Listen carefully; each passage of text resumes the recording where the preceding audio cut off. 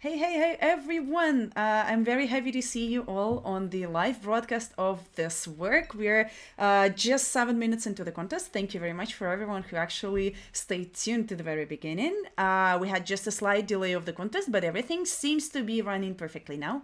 Definitely let us know if you see any issues, and thank you very much for tuning in. I'm super happy to see you in the chat. And my first thanks and highs are definitely going to the whole organizing and technical team at Swerc currently in Milan, who are working hard to make sure that the contest is actually running fine. And I believe that everything is just fine. So congratulations on that wonderful achievement. And thank you so much.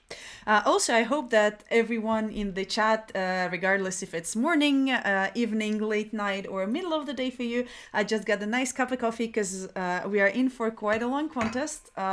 We'll have 5 hour of contest. We have L problems in the contest, as you can see in the infographics all around me. And just to give you a general introduction, we have 120 teams today. They are all in the scoreboard right here.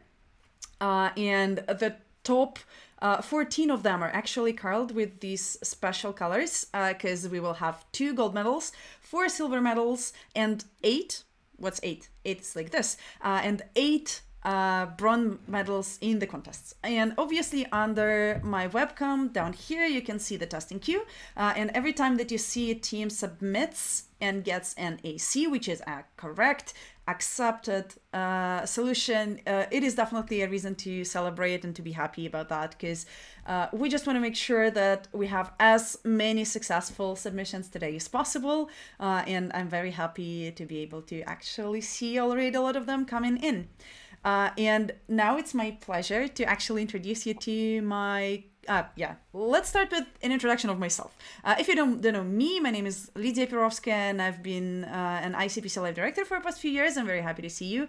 I'm the main cheerleader for all the live broadcasts all around. So if you know anyone who's actually hosting a contest, definitely let me know, and I would be happy to help and organize a live broadcast for them. But then finally, we are actually going for my wonderful co-host. And my wonderful co-host for the first hour is, Gennady Korotkevich. Hi, Gennady, great to see you. Let's do a fast sound check. Say something. Yes, hello there. Hello there. Hi, Oh, Lydia. that was Very loud. happy to. That was loud. No, that's fine. Okay, I You can hope fix that it. Yeah, everyone can that's actually fine. hear you. And let's Yeah. ask our wonderful chat to actually make sure that everyone heard that as well. How have you been doing? Yeah, I'm doing great. Thank you. Great to be here. Thank you for having me. Yeah, like you said, I'm gonna talk to you and help with covering the contest for the first hour. And we already have quite a bunch of submissions on problem A, mostly, and a lot of them are accepted, which is obviously the easiest problem of the contest. It's also the first problem in the contest. So like when you open the problem set, you start reading it, you see problem A. Probably it's also one of the shortest ones. So you just read it, you say, okay, it's trivial, and you just implement it, right? So that's what But most hold on, teams do. you usually have 3 people in a team, right? I mean, in Swerk specifically, teams are not allowed to be less than 3 students in a single team. How do you usually split the problem set? Because the problem set is quite like long and large. I believe not everyone should read problem A the first thing of the day, just so it's not duplicated. How do you usually do that? Yeah, absolutely. You don't like spend the resources of all 3 people on reading the same problem. Of course, you want to split the problem somehow. So generally, as a rule of thumb, I think many teams actually follow it. You split the problem set into 3 parts. And I guess like the easiest way to describe it is that one person reads the first several problems, one person reads the last several problems, and someone reads the problems in the middle, right? So today we have 12 problems, and we have 3 people on the team. So it's a grand total of 4 problems per person. So it should be easy, right? Someone reads A to D, someone reads E to H, someone reads I to L. However, there could be exceptions to this rule as well. So because, for example, this contest, like if you are doing it like as an official ICPC contest, you don't have any pre-written code. You log into the system for the first time at the very beginning of the contest. You cannot even set up anything. You cannot even And I want to stop you here. We have first accepted on problem F. So exactly as you said, probably the second contestant went to EFGH. And it's Harbor Space University. Team is called I Eat PHP for Breakfast. And they're currently at 2 problems, with the first to solve a problem F. Quite a successful first couple of minutes of the contest. Yeah, that's very good. I guess F should be the second easiest problem. I also saw a submission to problem F by some other team, cannot recall currently which one, but it was wrong answer, but someone actually already tried it before. So it's probably the second easiest problem, but we'll see later for sure. What I was going to say is that someone usually goes to set up the workstation, to set up the IDs, to set up the template for the codes. And I guess like one person starts reading the problems a bit late, but that's still fine. I want to highlight the very first accepted submission of the whole contest that was done by Tel Aviv University team called Temp Name. And as we missed them at the very beginning, here is a really nice picture they took at the registration. Temp Name, congratulations on the 3rd minute of the contest. They submitted and successfully submitted problem A. Good job. I like this Blackboard thing. I think it's pretty cool. It is also very creative. Yeah, absolutely, absolutely. I'm also having my tea, like you said, this one in a cup with a rhino. So yeah, good morning to anyone, to whomever it applies, right? And you have a submission from ETH Zurich, right? Yeah, and they also get accepted, team get hyped, gets second accepted on problem F, and they move to 2nd place. Yep, so F looks like a problem to actually solve. And we'll see that quite a long time during the contest, quite often as well, the teams actually follow each other's steps. So yeah, at the very beginning, there is some random part of who actually started rating which problem and how it went. But then as we move along, teams actually tend to solve the problems that were already solved by other teams. And here on the lower left, you'll see more and more teams actually go from A to F even without reading any other problems. So it does not prove that problem F is the second easiest problem of the contest, but it is very likely that more and more teams will actually go specifically for that problem. And we can see that, yeah, once again, EDH Zurich and also NCMAG team called NCMAG, I'm sorry, team called NCPC, which is a really nice, has a really nice rank to it, also went for problem F. And so we'll see more and more teams submitting first A, then F, I believe so. Just a blind guess. So obviously none of us knows the problem set yet, and you will be able to actually solve these problems in roughly 3 hours on the Codeforces platform. So definitely make sure that you go there if you want to solve the problems in here. I'd like to show you here a short introduction into the web browser. Oops, sorry, that's the wrong one. Into the pages that actually are worth knowing for the contest today. So first of all, we obviously have our official SWERC website. Okay, let's try this one. This should be better. Yeah, wonderful. We have obviously official SWERC website. Definitely make sure to check it out. The URL is very easy, swerc.eu, and you're also able to find a link to this URL both in the description of the video and also at the ticker at the very bottom of the screen.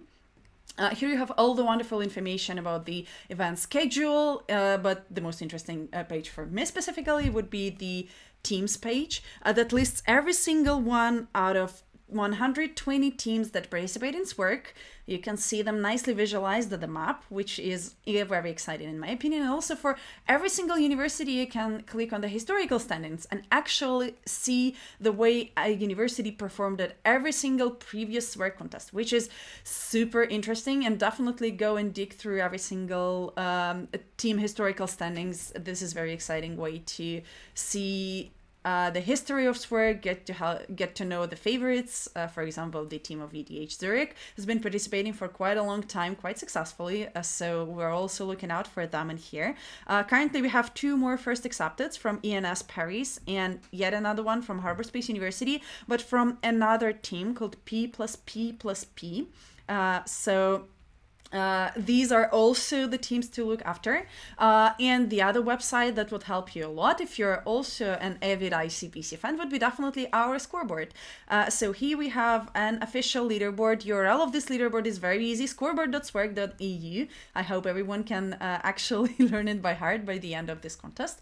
And you can heart the team that you're specifically following in the leaderboard, and this team will actually go to the first line of the leaderboard. You will be able to see their results every single time you look at the top of the board. So definitely visit our official scoreboard. And the third link that I've already mentioned briefly would be the link to the codeforces.com website, where an online Swerc mirror is hosted. You can press this pay attention link in the upper right corner of the screen if you want to go and register for the contest. And we have quite a number of very high rated registered contestants so far. So definitely join them if you want to solve these problems competitively. And we'll also, as soon as the contest starts, which is in actually just 2 hours and 32 minutes, we'll also discuss some of the problem statements so that you'll be able to follow them closely during the contest.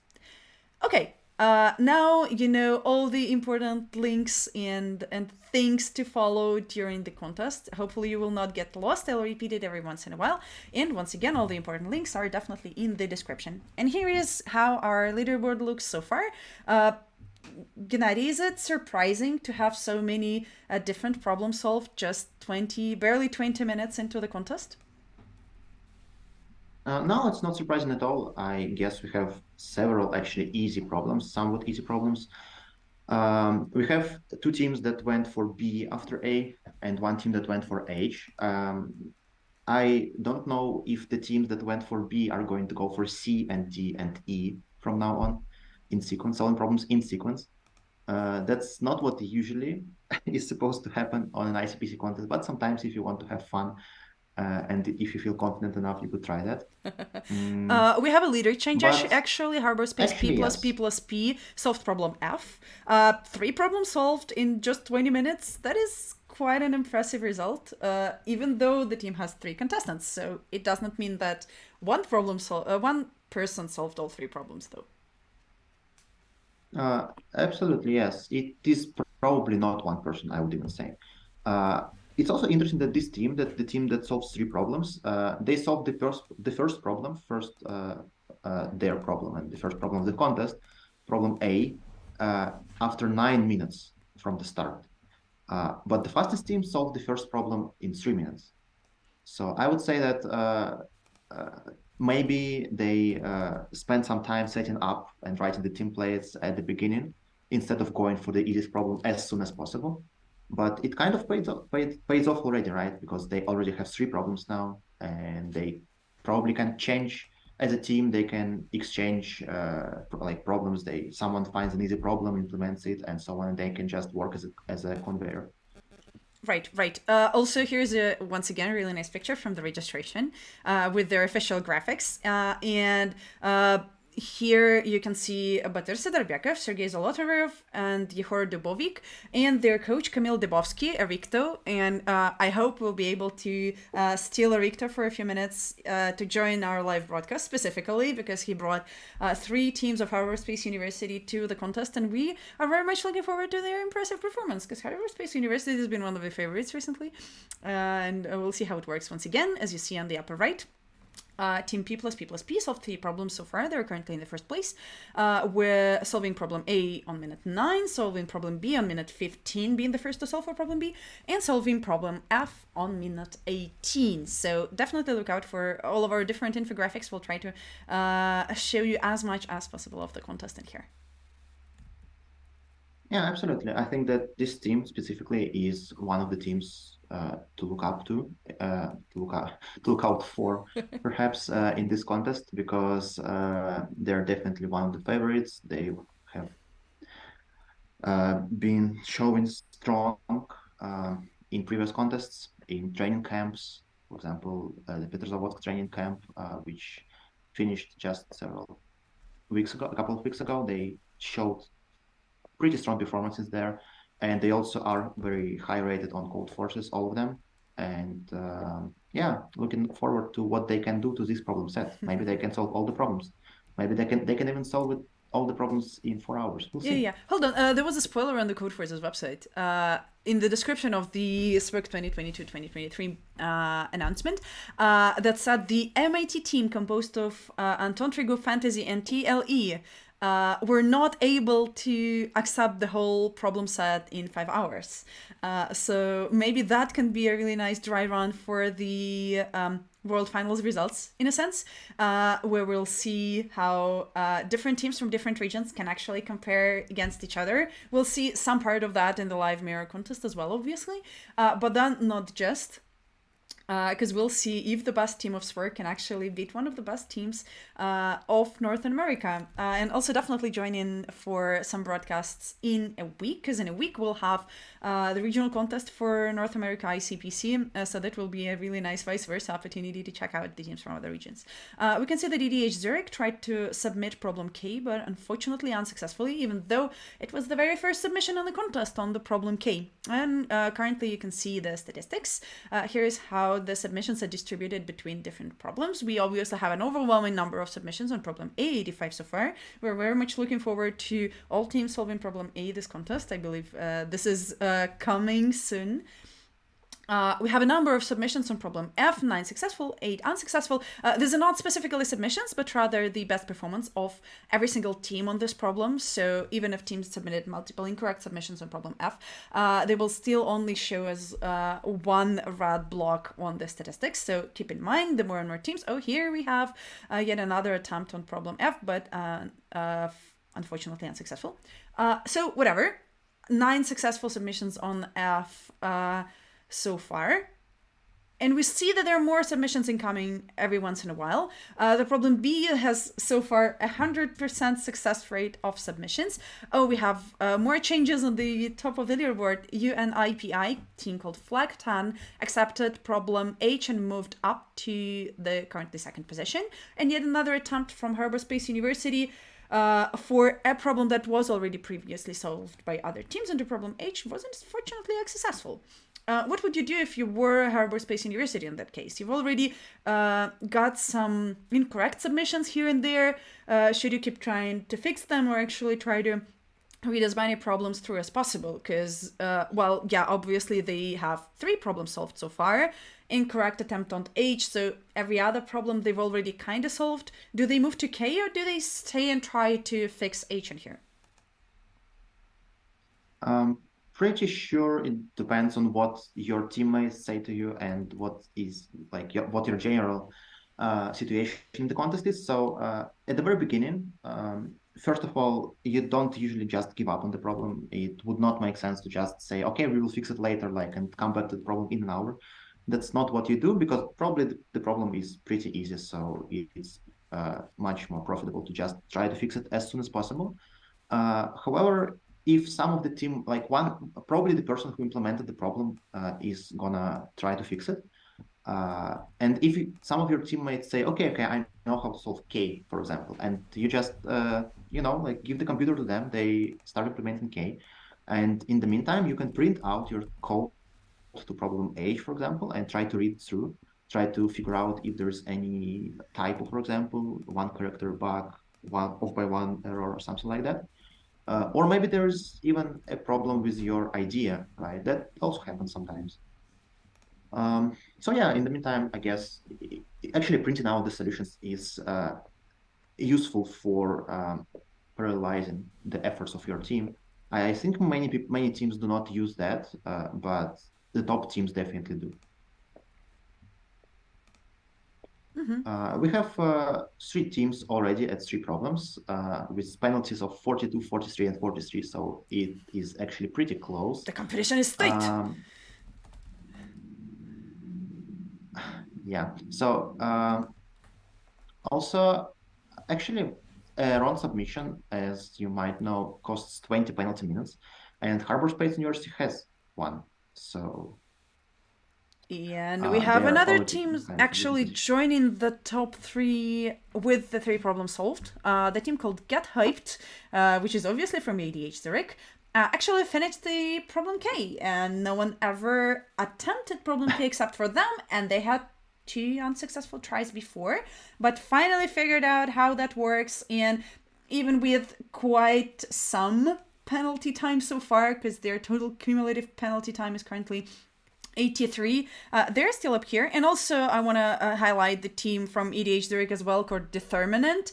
Do you like how they actually figure out their team names to have an EDH substring? I think that's exciting. Yeah, they yeah. are also now with 3 teams with 3 problems solved, but instead of problem K, they solved problem H, which is also a very reasonable way to go. The problem K, as we know so far, is turns out to be also solvable within half an hour. So we have 1, 2, 3, 4, 5, 6 problems open so far. And even if you concatenate the time spent on them, like roughly every single team needs, say, half an hour to actually solve them, they can kind of solve 6 problems of this contest just within the first, 3 hours for sure. And this is very exciting. I think this is a very nicely balanced problem set with a clear easiest problem being problem A in here, but still enough distinct mid-game problems to work on during the coming hours. And SWERC being the contest without any preliminary competitions in here, also has a very important, we have actually a new 4th place team from TAU, Tel Aviv University, Bastagon, solved problem H as well. Okay, coming back to the specifics of SWERC difficulty, we have on one hand the teams that's been working hard towards competing in the ICPC for years nowadays, and in the above mentioned, for example, Harbor Space University or ETH Zurich, we have contestants that are very experienced and participated in the, for example, high school Olympiads, and once again are taking competitive programming very seriously, as well as teams for whom this would be their first attempt at professional programming competitions. And it is very important for them to actually enjoy that competition as well. I'm very happy to see so many different mid-game problems that everyone will be able to actually enjoy during the contest. This is exciting. Absolutely, yes. The problem set, crafting a problem set which would be interesting for all teams is a very important goal as well, right? It's not only about figuring out which teams get the first place, or which teams get the gold medals, the silver medals, the bronze medals. You also have a lot of teams that are not going to get medals, but you still want them to have Yes, exactly. Fun. We try to make sure everything is fun for them. Let's take a look at the team called Flag 10. They're currently in the 2nd place. We haven't shown you their official flag yet, but I believe something from the Among Us is actually going on in here. They solved 3 problems so far, even though their penalty time is actually very impressive, just 43 minutes for the whole 3 problems. They haven't got any first accepted yet, which is unfortunate, but first exceptions are distributed between other teams. We have a team from Harbor Space University, P+P+P, that is currently in the 1st place, having 2 first to solve for problems B and problem C. A team called Temp Name from Tel Aviv University has first accepted on problem A at the 3rd minute. Another team from Harbor Space University called I Eat PHP for Breakfast has first accepted for problem F. ETH Zurich Get Hyped has first accepted for problem K. They're the only ones who attempted that so far. And a team from École Normale Supérieure de Paris, ENS Ulm 1, has first accepted on problem H. Exciting things all the way around. And new submissions are incoming once again. I'm very happy to see teams from the wider range of current scores and current places. You can see them on the left: 23, 37, 20, 105, 96, 22, 97, 90. Attempting all the different problems. I obviously, but also F, H, K. Exciting news. Also, every single problem is actually denoted with a specific color. that you can see here on the left under their letters, but as well as in the official scoreboard on the top. And these colors are not random at all. Actually, teams are getting specifically colored balloons for their solved problems. And so I hopefully will be able to either see some of the official pictures in the future, or maybe even get some live broadcast from the contest room to see how it worked. And I actually have a really nice picture from one of the team rooms, courtesy to one of our system organizers. Let's take a look. This is how one of the rooms in Milano currently works. This is actually what happened right a few minutes before the contest start. I believe it's very exciting, and also you can see that the official team t-shirt color for this year is a really nice turquoise blue. I enjoy it very much. I think it looks very fresh, and it will be a really nice memorabilia for our contestants for the future time. And we have 3 in a row submissions that actually changed or not changed things in the top 14 medal range. We have 2 teams from ENS Paris and ENS IMAG actually getting into the silver medal range, solving problems F and H correspondingly. And we have another attempt from Tel Aviv University attempt name team, but unfortunately the problem F is not yet solved by them. We'll see how that works. Yeah, so far we can see that F is definitely looking to be the second easiest problem because it attracts the most submissions. Maybe it's also even not the second easiest problem, maybe the second easiest to solve problem. Maybe, let's say it has a very short problem statement, and maybe the other problems have longer short problem statements, and so on. Like the time a team needs to spend on a problem depends on a lot of factors. So far we have 6 problems solved by someone, like you said, A, B, C, F, H, and K. So it's already a half of all the problems in the contest, which is half from 12. And we're just a bit over half an hour into the contest. So it's a pretty good tempo. It's definitely going to slow down. It's going to get really hard to get first accepted on any problem from here. But anyway, some teams might try it. I think that teams actually follow different strategies regarding which problems to solve. Many teams follow the scoreboard pretty closely, and they don't even try to go for problems which no team solved yet. They look at the scoreboard, they see that, okay, this problem is solvable, they solve it. In the meantime, let me also draw our attention to team from Harbor Space, P plus P plus P, who solved their 5th problem, which is problem K.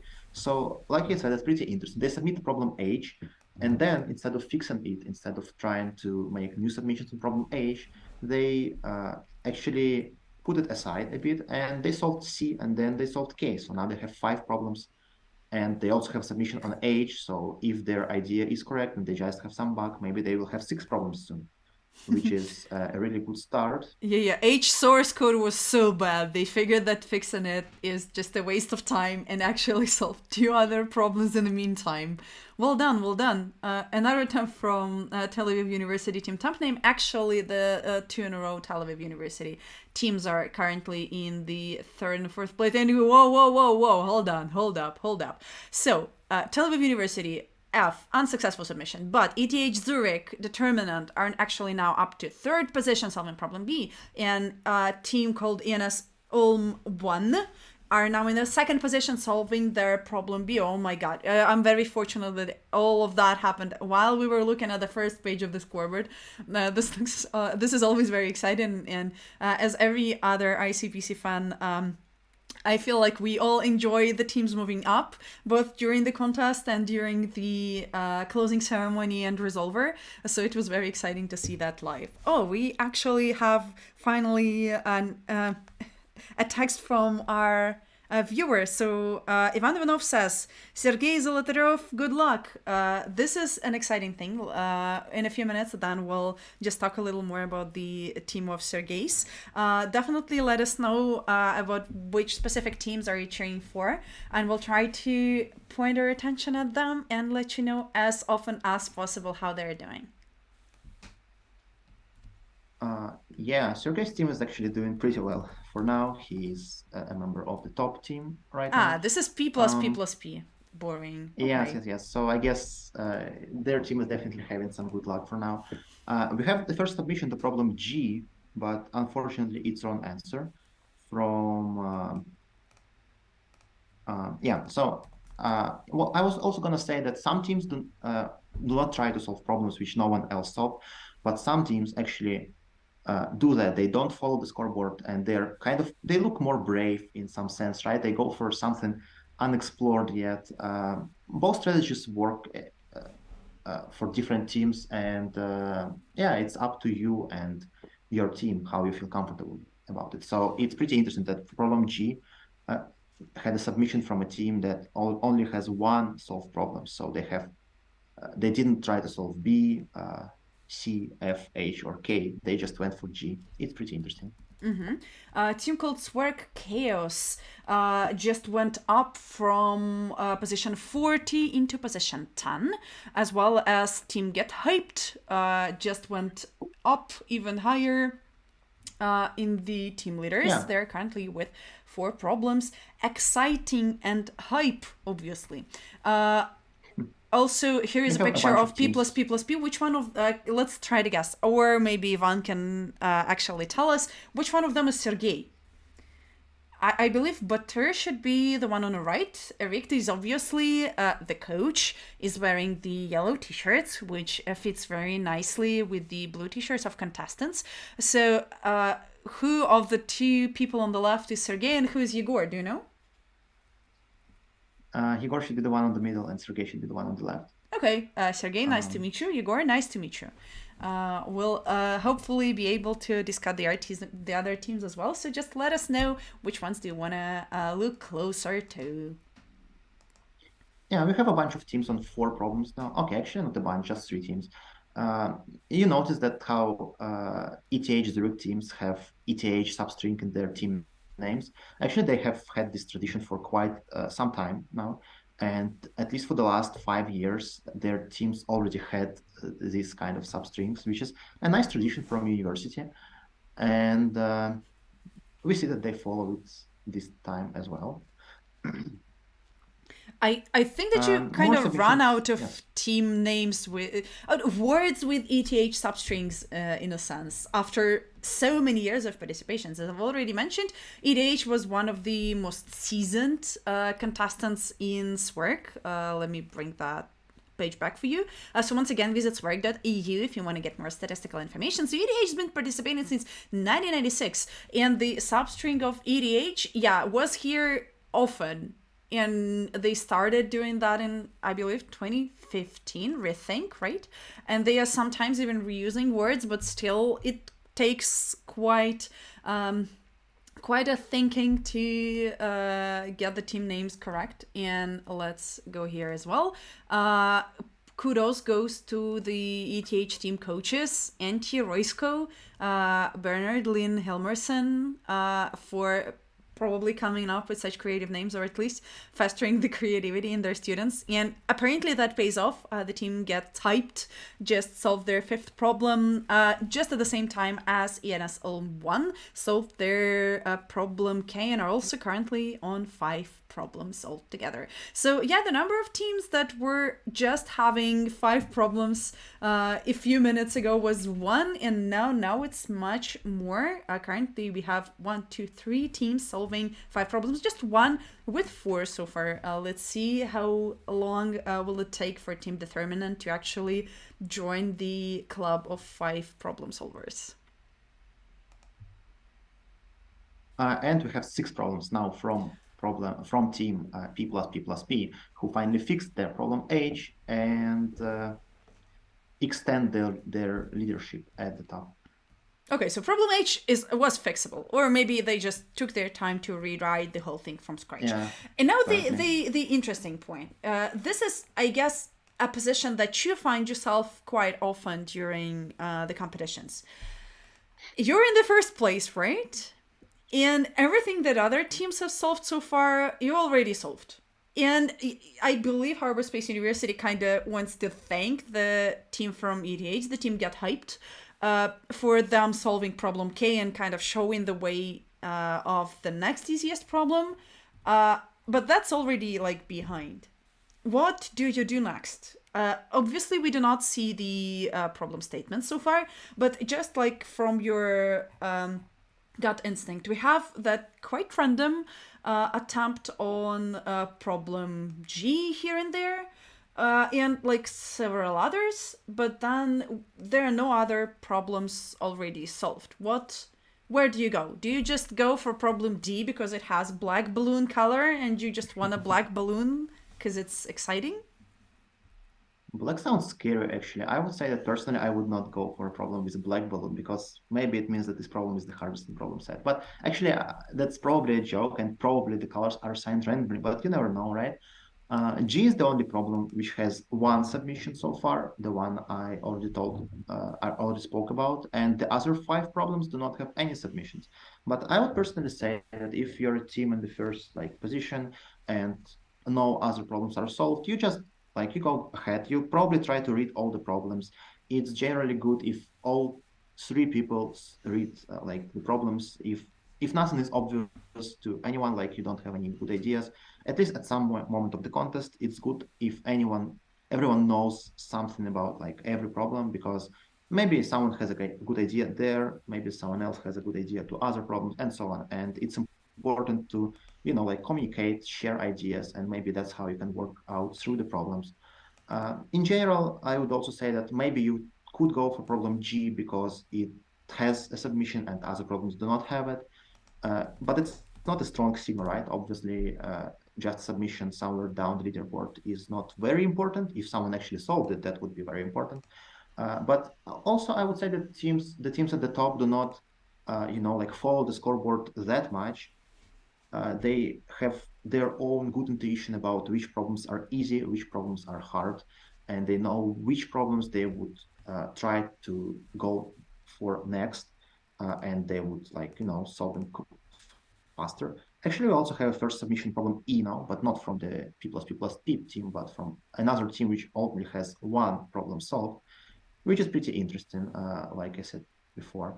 So I would just say that if some teams solved a problem which you have not solved, it's a signal that this problem is probably easier, but it's not even like a strong must. You have to go for this problem.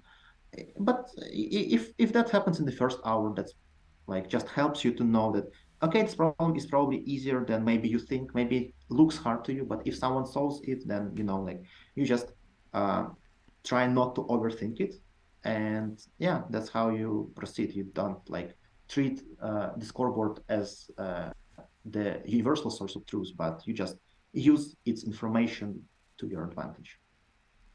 Yep, right.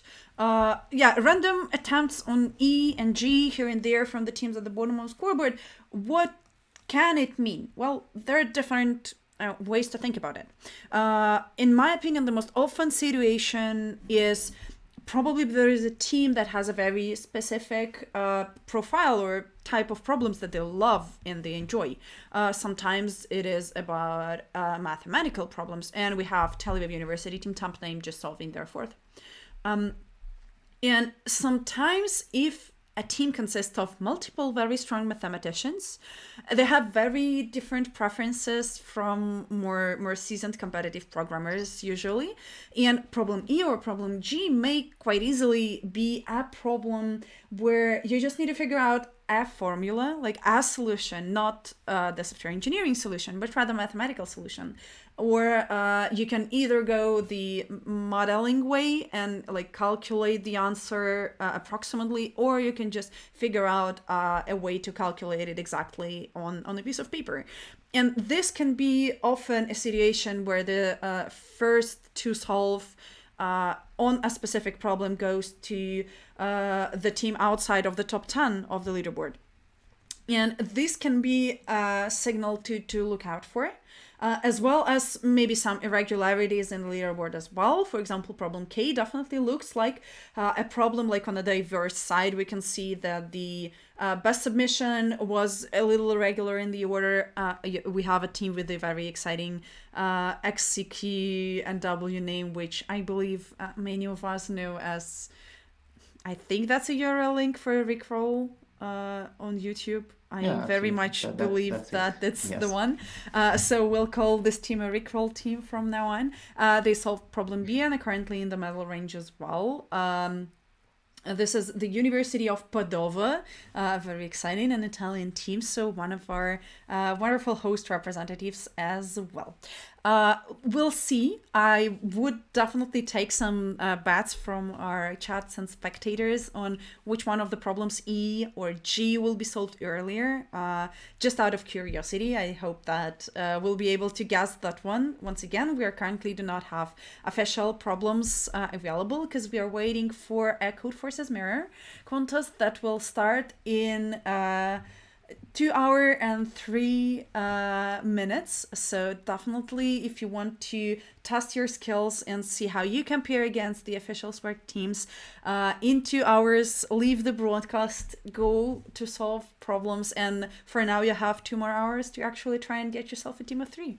How hard is it to get a team of 3 in your opinion? Is it something that is very difficult for every single university? Is team building and team making, in a sense, is the most important part of the ICPC team experience? Or is it something that came very naturally for you throughout the years? Of course, it's important to have a team. Like in general, if you just have one strong contestant and like it's not like you can just easily win contests against teams. Even though a team has just one computer, they can still think in parallel, and it's pretty hard to compete. So it's important to have a good team. It's also important to have a team that actually kind of specializes on different profiles. Like you said, some teams maybe specialize more on like mathematics or maybe some other topic, and maybe that's why some teams actually went for E and G. It also sometimes happens, I would say, with less experienced teams that maybe they do not understand like the problem statement precisely, or maybe they do not see a flaw in their idea of solution. So maybe some more experienced teams do not even try to implement something, but other teams might try and maybe get into some problems, like issues with their solution.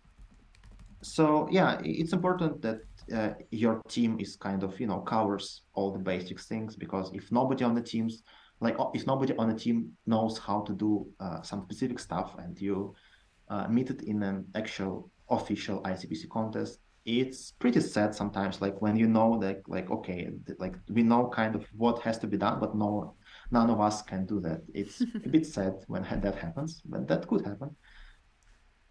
So yeah, that's pretty much it. It's important, but also it's not the only thing. It's important that in your team you have good communication. You can talk to each other. You can understand each other. You can convey your thoughts easily, and you have to also feel comfortable with the team. It's also actually pretty important. How We have important we have an yes, attempt from ENS Paris on problem yeah, we C, and have it's successful, and they still are in second place, which is a pity, but still 6 solved problems is very exciting, and it also means that problem C starts attracting more attention, which is once again a great opportunity for other teams to actually work in this specific direction and not try to get distracted by selecting out of D, E, G, I, J, or L. And in general, we have an excellent statistics, and we are very much on route to a very successful problem set in here. We have 114 teams solved problem A already, and we are not even an hour into the contest. And we also have 4 teams who attempted to solve the problem A, but are not yet successful. So we are very much on the way of problem A being solved by every single one in the contest. Exciting, very important thing in every single contestant is to make sure that contestants actually enjoy the problem set, which also means that contestants needs to solve problems, get these exciting balloons and green blocks in the scoreboard. Let's see how it works further in here. yes. So the team from ENS Paris stays in the second place. Actually, they solved problem C, but they did not move up. They kept their second place. But it's like it's not a pity, I would say personally. There's some difference in penalty time, like it's 37 minutes between the first and the second team. But at this point of the contest, it's actually really not that important. It's much more important that you go through the easy problems quickly for the top teams. They just have kind of not to spend too much time on them, not to get stuck anywhere. And if you have some ideas about the harder problems already, that's also helpful. So like maybe sometimes you want to think about harder problems, at least, start thinking about them earlier, not like at the moment you solve the first 6 problems and now you think, okay, what next? Okay, let's now read all the rest of the problems. Like you can actually read them earlier. It would affect your penalty time at the beginning of the contest a bit negatively, but otherwise it would help you a bit later. So maybe, the net effect could be positive. Another attempt from the Harbor Space University team. I Eat PHP for Breakfast are currently on 11th place with help of actually solving problem H finally. And there is something about Harbor Space University and problems H. I wonder if there was a similar problem that they misread H as. So they often have either solved problem H reasonably late in the contest as compared to the other teams of the similar skill level, or from a second attempt with the first one being unsuccessful. But, well, the more we have green blocks, the better. And every time you see a red block in the leaderboard, definitely cheer for a team to actually make it green as fast as possible. Currently, we can see that there are some teams who somewhat are expected to solve their problems. For example, the team The Outlaws have an incorrect attempt from problem H, but everyone above them actually solved problem H already. So it's very likely that they will too. The the University of Padova team Rickroll have 2 unsuccessful tries on problem F. But once again, every single team above them and quite a number of teams below them solved this problem successfully. So hopefully they will be able to fix this quite fast. What is this with the silver medal range? So we have 3 in a row submissions within the silver medal range now. We have 2 Tel Aviv universities submitting in sync. Problem K. Both of those submissions are successful, and we have UNIPI team called Flag 10, also spanning the whole contest actually in the medal range so far. Successful submission on problem B, as well as the team Rickroll finally fixing the problem F just as I told them to do. So yeah, definitely, dear teams, do not listen to broadcast. You are actually not supposed to, and I hope you cannot. But definitely do exactly as I say, and I hope that you will be able to get as many problems solved as possible in here. Yeah, so far it looks to be a pretty balanced contest. Like we have the clear first and second easiest problems, but even then, it's not like teams solve these problems in order. They deviate sometimes and they solve after the first 2 problems, for example. Some teams go for B, some teams go for H. Many teams are starting to get their 3rd, 4th, 5th problems, which is exciting for the action we are going to have soon. And I would also say it's pretty interesting that like the silver medal range here is 4 teams from the 3rd to 6th place. So we have 2 gold, 4 silver, and 8 bronze medals. However, in the ICPC World Finals, for example, we have 4 gold medals, 4 silver medals, and 4 bronze medals. But here at SWERC, we have a different tradition. So we have we give more exclusivity to the gold medals somewhat, right? And we give out more bronze medals, so less exclusivity for them. But it also makes sense. And anyway, the rules are written down clearly before. So the teams know what they are fighting for. We have another team solving their 5th problem. Agreed. Yeah, Team Flag 10 just went up to the 3rd place, which is an impressive result. Congratulations on that. once again, they are definitely spending the whole contest in the medal range, which is a really reasonable result for such an experienced team. So let's take a closer look to the team from University of Pisa. Also, are incredible. Also, a team from Italy, which is very exciting. Always very exciting to have either host university teams or host country teams doing good. I'm just very happy to cheer for what our teams are actually helping so well with the problem hosting. Interesting fact, both teams from University of Pisa are called Flag something, so definitely look out for the team called Flag 11 as well. They're just a little lower on the leaderboard, but here is the team Flag 10. AFHBC was their order of problems, with teams B and C being submitted just 2 minutes away, which is quite impressive. Also, I want to focus your attention on the fact that all these problems were solved from the first try, so I cannot tell you that, oh no, they just fixed a small issue and the problem C resubmitted that and got successfully accepted.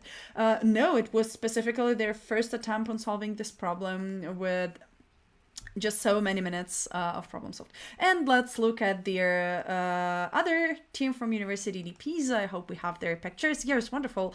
They're working towards something more ghostly theme in here, but also very exciting. Unfortunately, just one problem solved so far, but they did problem A very fast during the first few minutes of the contest, specifically in minute 7.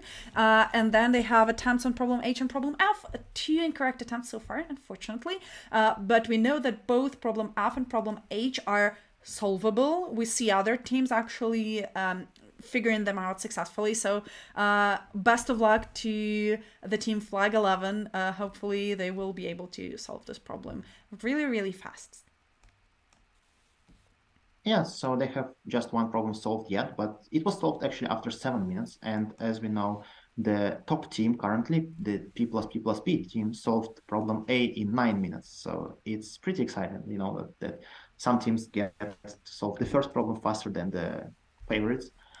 And they have some solutions to problems H and F at the moment, so they might fix them later and into the contest. We are just 1 hour, a bit less than 1 hour into the contest, and we have 5 hours, like not we, but the contestants. So it's 4 more hours of action and a lot of things to be done, for sure. And talking about the other team, which actually solved problems B and C in a time span of 2 minutes. So it's actually interesting because, like I said, like you have just one computer for a team. So I'm pretty sure you cannot just implement problem C in 2 minutes. Maybe it's some formula, like sometimes it happens. Maybe it's just, like you said, some mathematical problem where you have to figure out a formula, and after you do that, you just implement it in 1 minute and submit. Maybe that's the case, but it also could be the case, and which is more probable, I would say, that they parallelized like solving the problems. Maybe someone started with problem C, one of the teammates like implemented the core of the solution, and maybe it didn't work on the example test case, for example. So they kind of went off the computer to let another teammate solve problem B in the meantime. And after that, they went back to problem C, fixed some small issue. It worked on the examples, you submit and you get accepted too. So it's not like you only spend 2 minutes. We have another team from Tel Aviv University, Bestagons, who solves their 5th problem, which is problem B. So now we have 2 teams from Tel Aviv University on 5 problems and 1 team on 4 problems. So they're on 5th, 6th, and 8th place. So they have some pretty exciting competition within their university. Right. And also the funny thing about this specific submission of the team Bastagons was that they went from place 6 to place 5 by going around the other team from Tel Aviv University. And as we've already mentioned at the very beginning of the contest, Harbor Space X in the power of 3 is actually now within bronze medals. Oh my, which actually means that all 3 Harbor Space University teams are within medal range, which is a Ricto. Good job so far. Let's see how they perform. So yeah, 1 hour of the contest is over. We have 4 more to go. As I've already mentioned, this is the Southwestern Europe Regional Contest. Here we select the best teams to go to the World Finals. So the most important thing in the world is to get to the very, very, very, very, very top of the leaderboard. And then you need to actually be the best team of your specific university. So even if the same university will finish in the first and second position, only the team in the best team from that university will actually advance to the world finals. So the competition is very tense. Yes, the pro kids indeed have started the contest at 9 a.m. local time, at 9:15 local time, which is very bright and early. But we know that for some, the problem-solving skills work best at the very early morning. So I'm definitely once again encouraging every our spectator to get a cup of coffee or a cup of strong tea and stay with us together in the broadcast for the upcoming hours. While we had 1 hour of the contest over, I would like to thank my incredible co-host Gennady. Thank you very much for coming. Thank you very much for spending your time with us and getting us an insight into the broadcast. I think we'll go for a break in a few minutes. So any last words to our spectators, or maybe something inspirational to the leaders of our contest?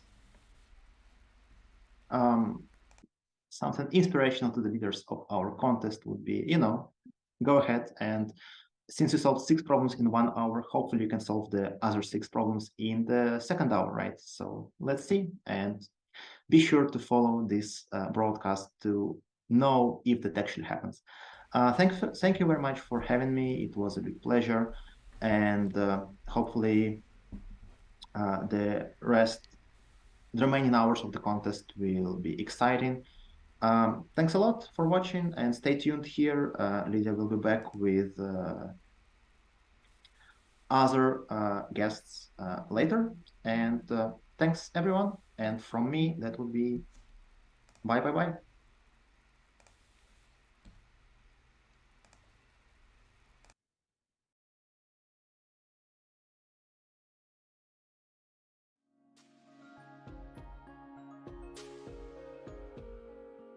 This is just a fast breaking news. The Harbor Space University team X and Power 3 just solved problem K, and so they're now in the 7th position, which is too exciting to ignore.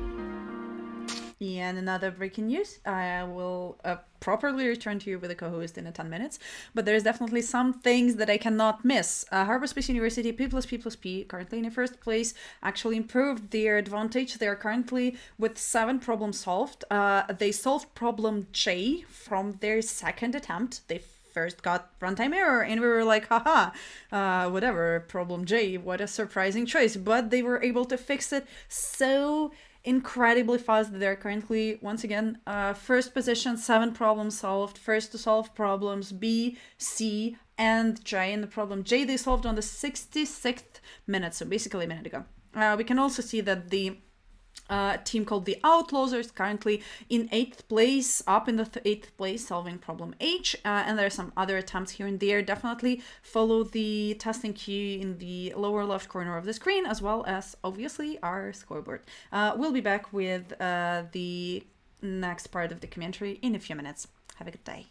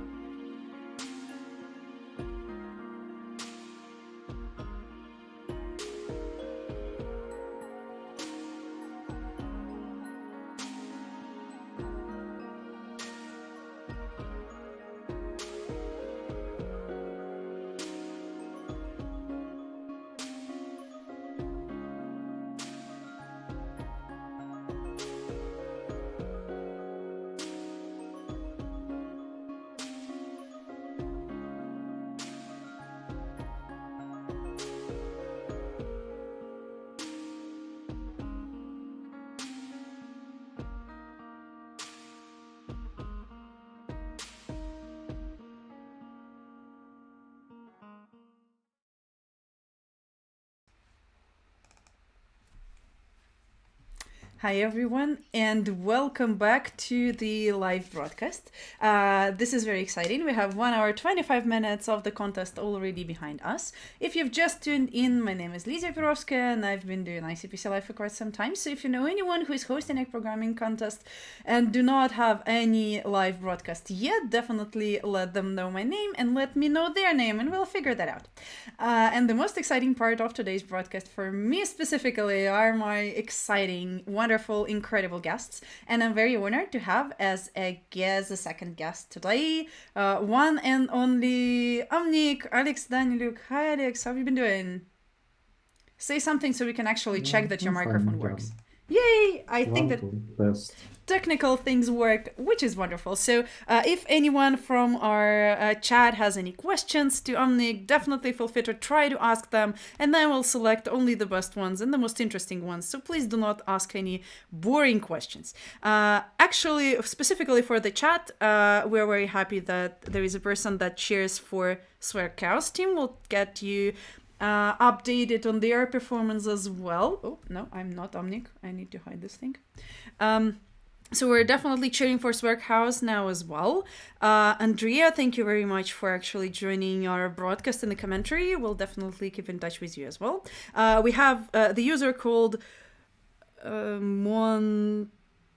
Max. I don't know. I believe you're one of the Codeforces contestants, and you're here because of the mirror contest and the stream announcement. This work itself actually started almost 90 minutes ago, so please feel free to cheer for our wonderful teams together with us. And we have a question that specifically said, where Omnic exactly the second when Alex joined our stream. So this is very exciting. Thank you very much for being with us. I'm very happy that you had time to join us. So have you been following swerc before today? So have you seen the leaderboard so far?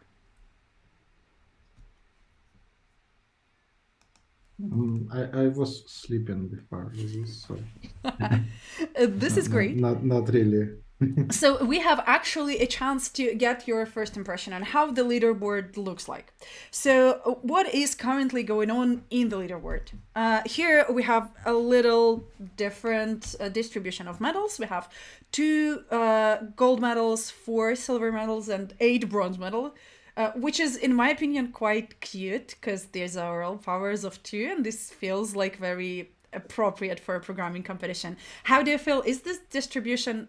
no, I'm not asking you that yet, because we have a first accepted submission on problem L from team from ETH Zurich. So get hyped, are currently at 6 problems. Going back to the medal questions. On the World Finals, 4-4-4. On swerc, 2-4-8. How do you feel? Is there any difference for you, or as long as the first place is actually getting the gold medal, you're all set? I mean, it's not very important. I guess it kind of hires the value of gold medals, but also more teams will get some medal, right? Mm-hmm. Right, yeah, they will have 14 instead of 12. So that's nice too. More teams can say that they achieved something good for them. Right. And also getting gold is more prestigious, I guess. But I still am very worried for the teams who are in the second place, because usually when you're in second place, it kind of hurts, right? I mean, you wanted to be in the first, and you're so close, but you're not getting the trophy, and then you're also the only team that also gets the gold medal, but then the gold medal is not unique. And I feel like it can even add some salt to the wounds in here, because everyone, you will tell everyone, I got gold medal. And it is even more likely to get everyone confused about your actual performance. And they will just say, oh, you won, even more often. And if you're in the 3rd and 4th place on World Finals, I believe it's just not hurting as much to answer the question, have you won? You're like, nah, I'm top 4. Top 4 is good. And if you're in the 2nd place, it kind of hurts. Coming back... It depends on Yeah, go ahead. That depends on like quality of your second place. So I don't think it matters which medal do you get in this situation. Like if you got second place, like losing by 30 minutes of penalty time, like in 2014, I think, World Finals. Yeah, that will hurt independent of like what color of the medal you got. If you got second place, losing by two problems, like you can still, yeah, I got gold, but like you didn't have any real chance for first place. So Yep, fair enough, fair enough. Let's take a short look at the current scoreboard. And I would also like to get your insight, probably some of those teams you've known, or some of these universities you've expected to perform well, or maybe expected to perform not that well. So currently in the solo first place, without any other teams actually solving as many problems, is the team from Harvard Space University, P plus P plus P. And their performance is quite dominant, even though the very start of the contest was a little like surprising. So their first submission was on 9th minute, whereas the others did that on minute 3 and minute 4. They have 3 first to solves, very reasonable, great performance. We have several things going on in the medal range now, so I'll try to update the page as fast as possible. But you can see the medalists are just not letting me to have any break. We have multiple submissions from Harvard Space University, also the Tel Aviv University successfully solved their 6th problem. But still, Harvard Space University, team P plus P plus P, solo first place, the only team that solved 7 problems, 3 first to solves, nice. And then the other first to solve are distributed nicely. We have quite a large group with 6 solved problems.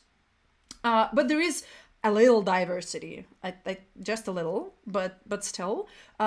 Some teams are actually starting to work hard on problem L. We already have 2 successful submissions, and it looks like a very reasonable problem to work on if you're in the medal range. And then 4 teams with 5 problem solved so far. Tel Aviv University, Instituto Superior Tecnico, Harvard Space University, and the University of Bologna. Once again, dear spectators, if you're looking for the leaderboard, you can check the link to the leaderboard under the stream and also on the official website swerc.eu, and the direct link to the scoreboard is scoreboard.swerc.eu. And yes, exactly. So as our viewers comment, we have 3 Tel Aviv University teams sitting in the medal range. So this competition is pretty dense, and it feels like the first place is somewhat reserved for the P plus P plus P with such a dominant performance. How do you feel? Do you expect a lot of changes in the leaderboard within, say, coming hour? And what would you do if you were, say, a Tel Aviv University coach in this situation? It's good to have 3 top teams in the medals, but also it's bad. Well, I do expect a lot of changes, at least in terms of more solved problems. Like we're pretty early in the contest, so it would be unreasonable to expect that like there will be a small number of solves in the next hour. Well, for top teams, like at least for many teams in which I participated, there was this usual situation when we solve like easy problems in the first hour and a half, maybe 2 hours, and then we will work in parallel on harder problems. And it can happen that we do not do not get accepted anything for an hour, maybe again an hour and a half, but then get accepted for all 3 problems we were working on in like 10 minutes. And I guess that's roughly where we are, but I don't think that like many teams follow the same strategy. Yeah, it is very tough strategy to pull off because you need to have a team that consists of fairly reasonably matched teammates where everyone can like solve more difficult problems on their own. It's easier to work in parallel on the easiest problems of the contest. For example, today we can see that A and F and maybe H and probably even K one of the easier problem. Let me show you the current statistics so that you just have that visual representation in front of your eyes.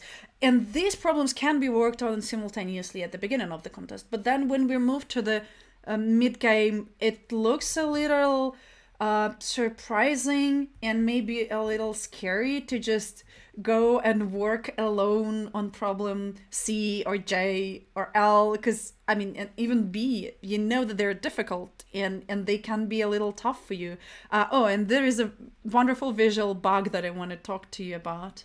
So we have 119 teams already successfully solving problem A. And just one team so far, unfortunately, not getting the problem just right, but they already have an unsuccessful submission. So we are sending our best wishes to the team ECL2, who are still working on problem A.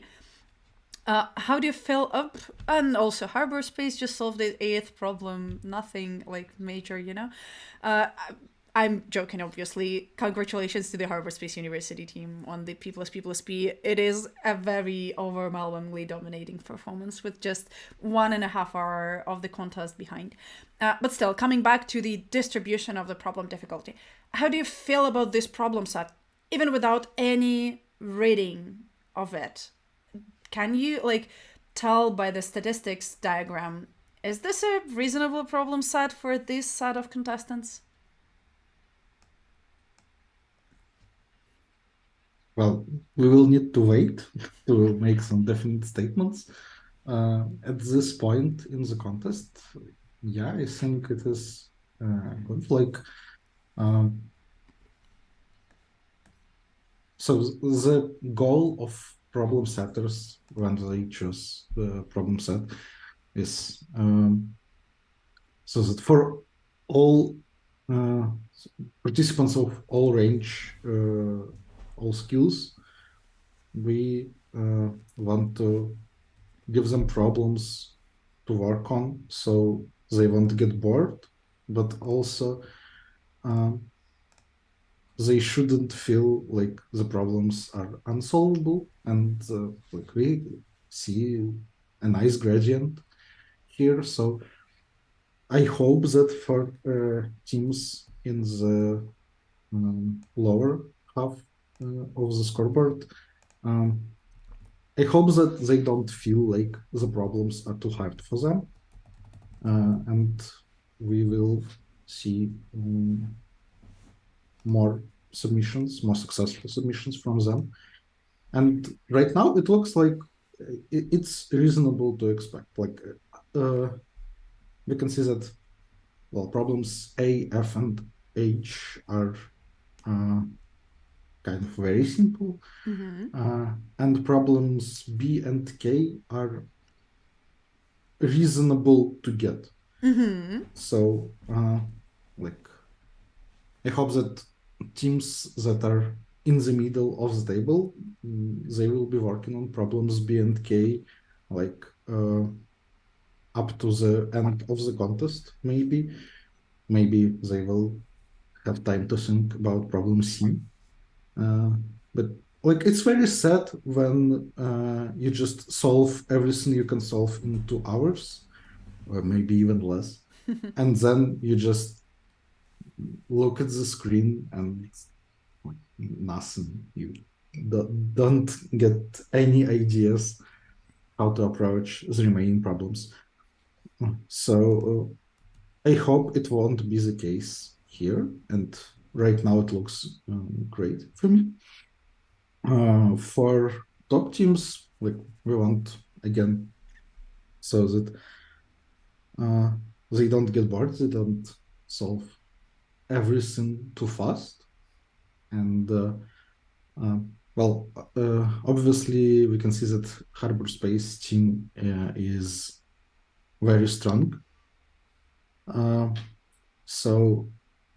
Usually we don't want any team to solve everything because, the contest is kind of bad for them because, they get they kind of expected 5 hours of intense problem solving. Or And if they entertainment, finish at least. earlier, yeah, and if they finish earlier, it's not great. And also, if it happens that problem set is too easy for top teams, it is bad to distinguish them. Small mistakes will get much more weight in that case. I can remember one year, I don't exactly remember which one, but there was a Korean quarterfinal, I think, and there were 2 teams from Seoul National University that were very strong. And both of them had participants who are legendary grandmasters on conferences. And both of them just finished the whole problem set in 2 hours or something. So they were 12 or 13 problems, and they had penalty times like 840 minutes, which is very, very low. And so, and they were very close by penalty time. And only one team from university can move on. So, it was kind of random for them. The contest is too easy for them. And so, small mistakes, forgetting some corner case, it's 20 minutes of penalty time, which is not very much when the contest is hard. But when you solve everything in 2 hours, 20 minutes is a lot. Right. And so this is very bad. But in this situation, I guess that problem setting team was expecting Harbor Space team to be much stronger. So if they solve everything, it's probably okay. If all the other teams do not solve everything, if they win by problems, it's fine. It is. It's not great when one team is much stronger and you have to add very hard problems just for them, because the number of problems is limited, and just adding problems that are insanely hard, it just again adds some random in the results, because some team will spend some time trying to solve this problem, and other teams will not spend time trying to solve this problem. And it gives that also, when the leader is not solving all the problems of the contest, it also always gives you that hope.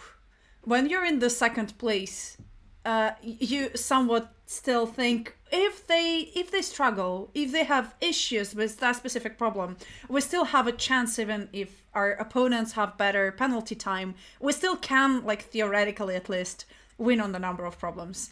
And if your opponents just solve all the problems, you have the timer, you have just few minutes to overcome them mathematically, and then you feel there is nothing you can do at the end of the contest.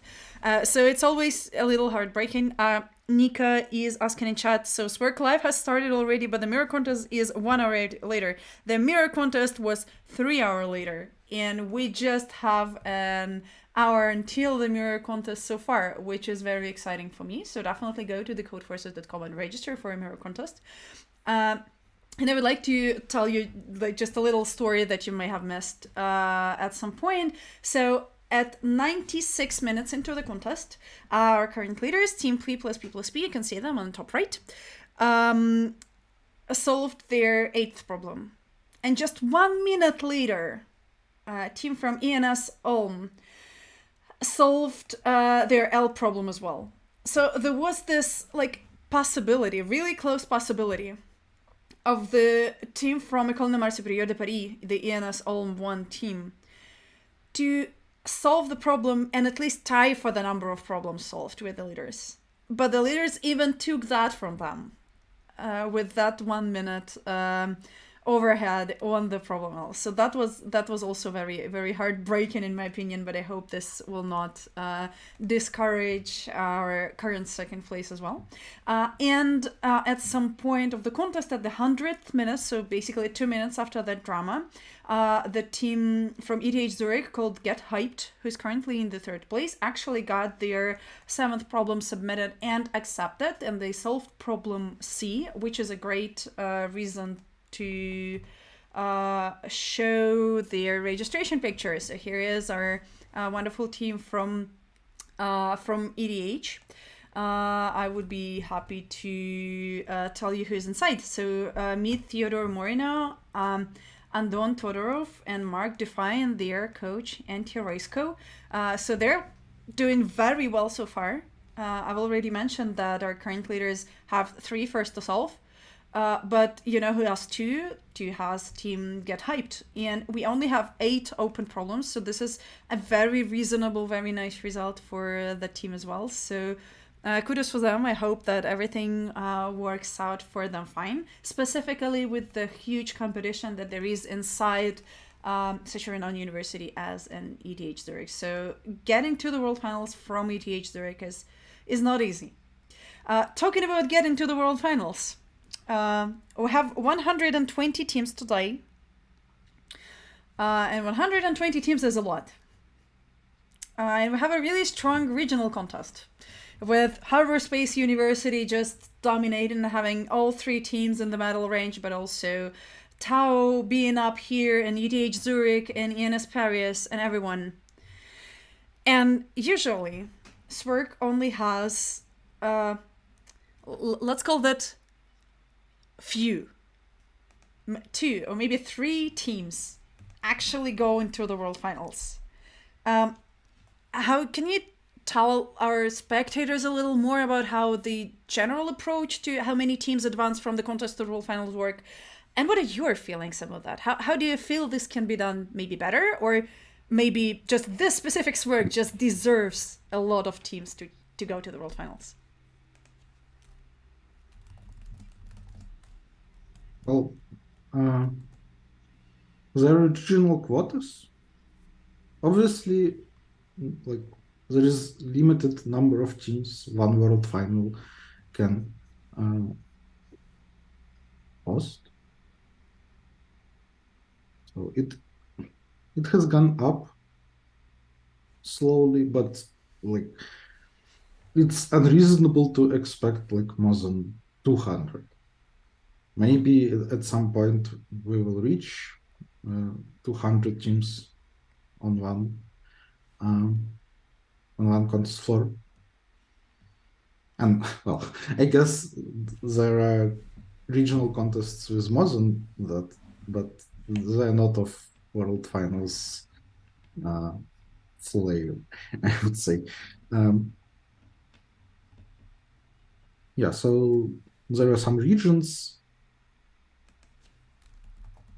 I actually think, Lydia, that you know it better than me. But like in general, there are some geographical regions, and each region has some base quota and some additional places in World Finals are added for some reasons. I don't think that it is very well documented, which is not great.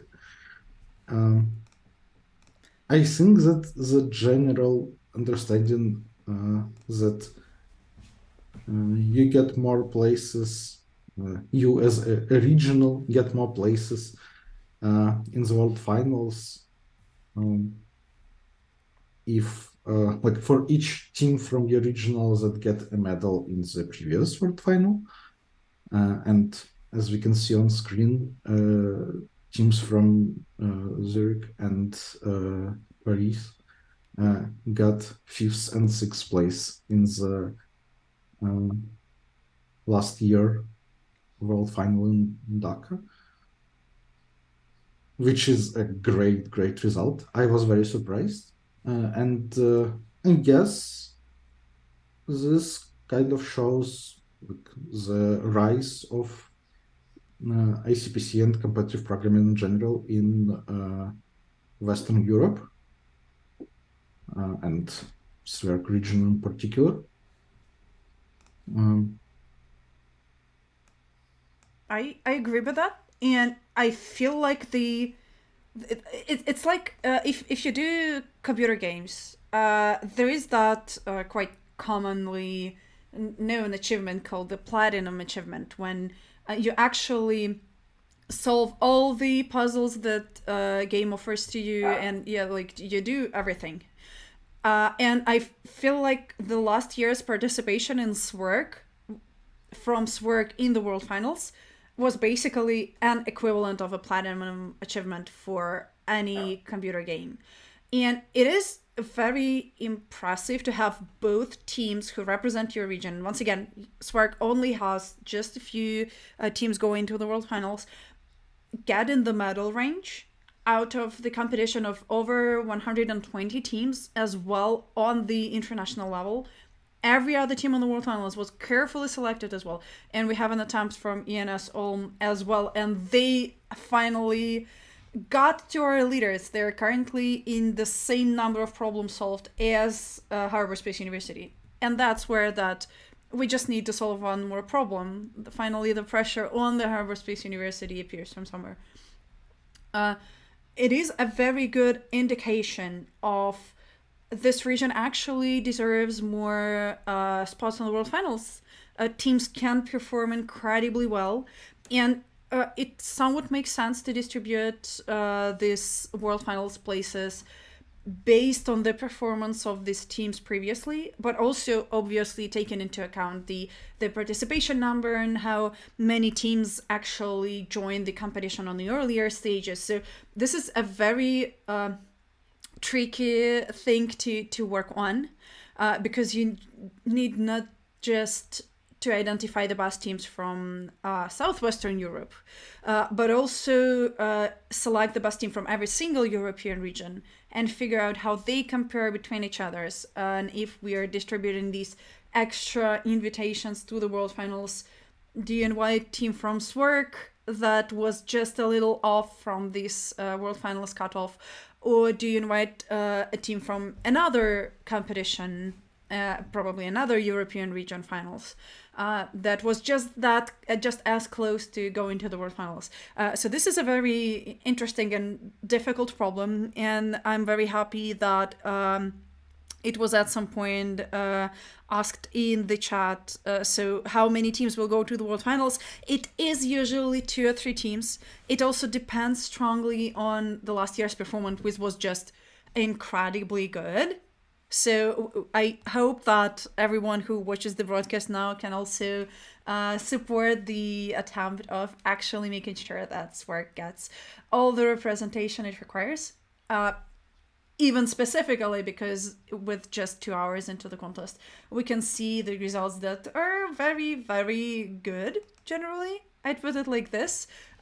So we have 2 teams solving 8 problems, which is really nicely matched with the number of gold medals that are distributed on SWERC. We have 2 teams solving 7 problems, and Tel Aviv University temp name actually already have 3 attempts on problem C. So I hope to see them solving their 8th problem as well very shortly. If you want to look closer to the scoreboard, just go by the link in the video description or in the ticker at the stream at scoreboard.swerc.eu.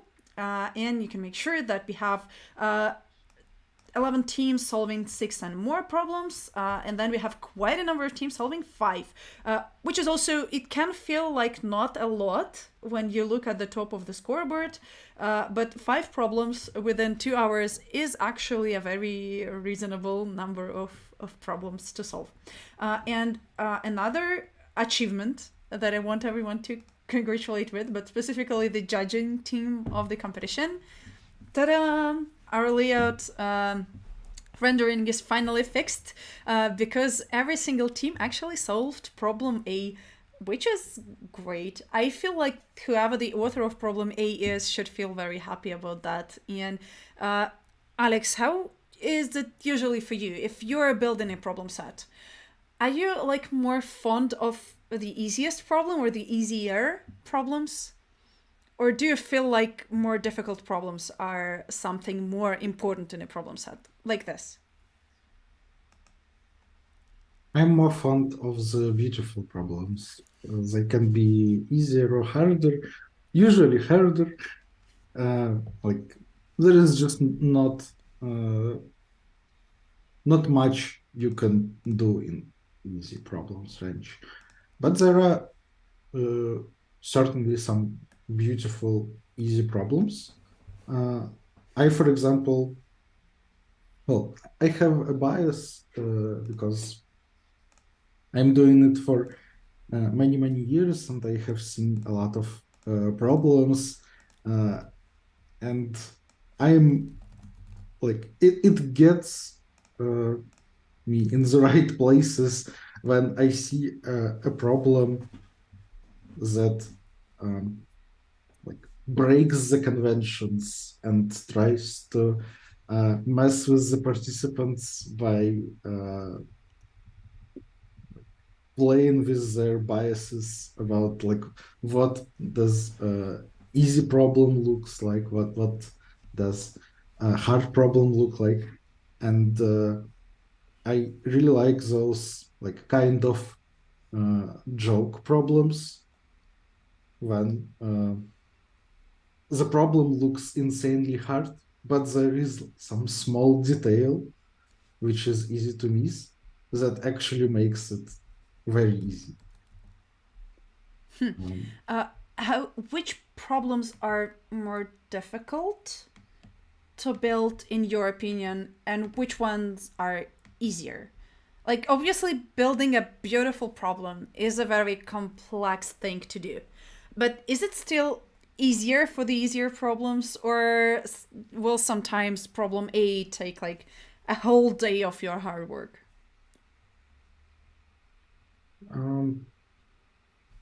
If you're talking about like physical process of preparing the problem, easier problems tend to be easier in that regard. But there are some caveats even there. Like, for example, for easier problems, you need to like probably spend more time and attention to the statement, because like for harder problems, you can just say that, well, I only expect like top 10, 20 maybe teams to seriously look at it.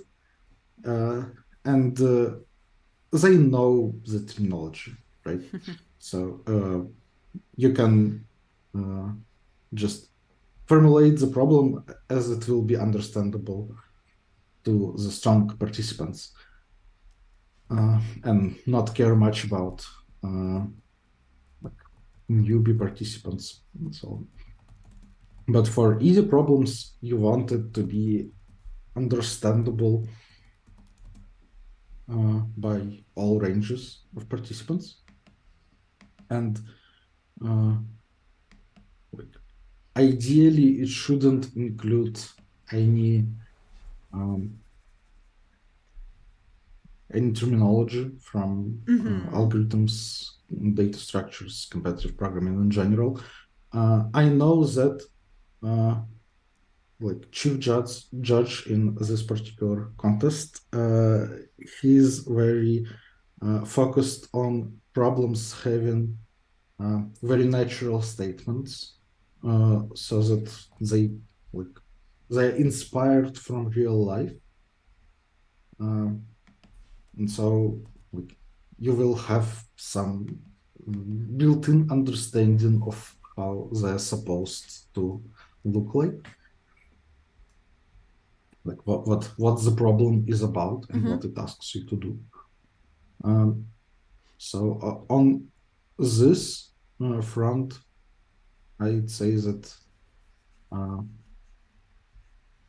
the easy problems in this contest should be great for participants that are not so well versed And it is in language of competitive programming. And it is a very important thing for a contest that is essentially the first point of contact with competitive programming.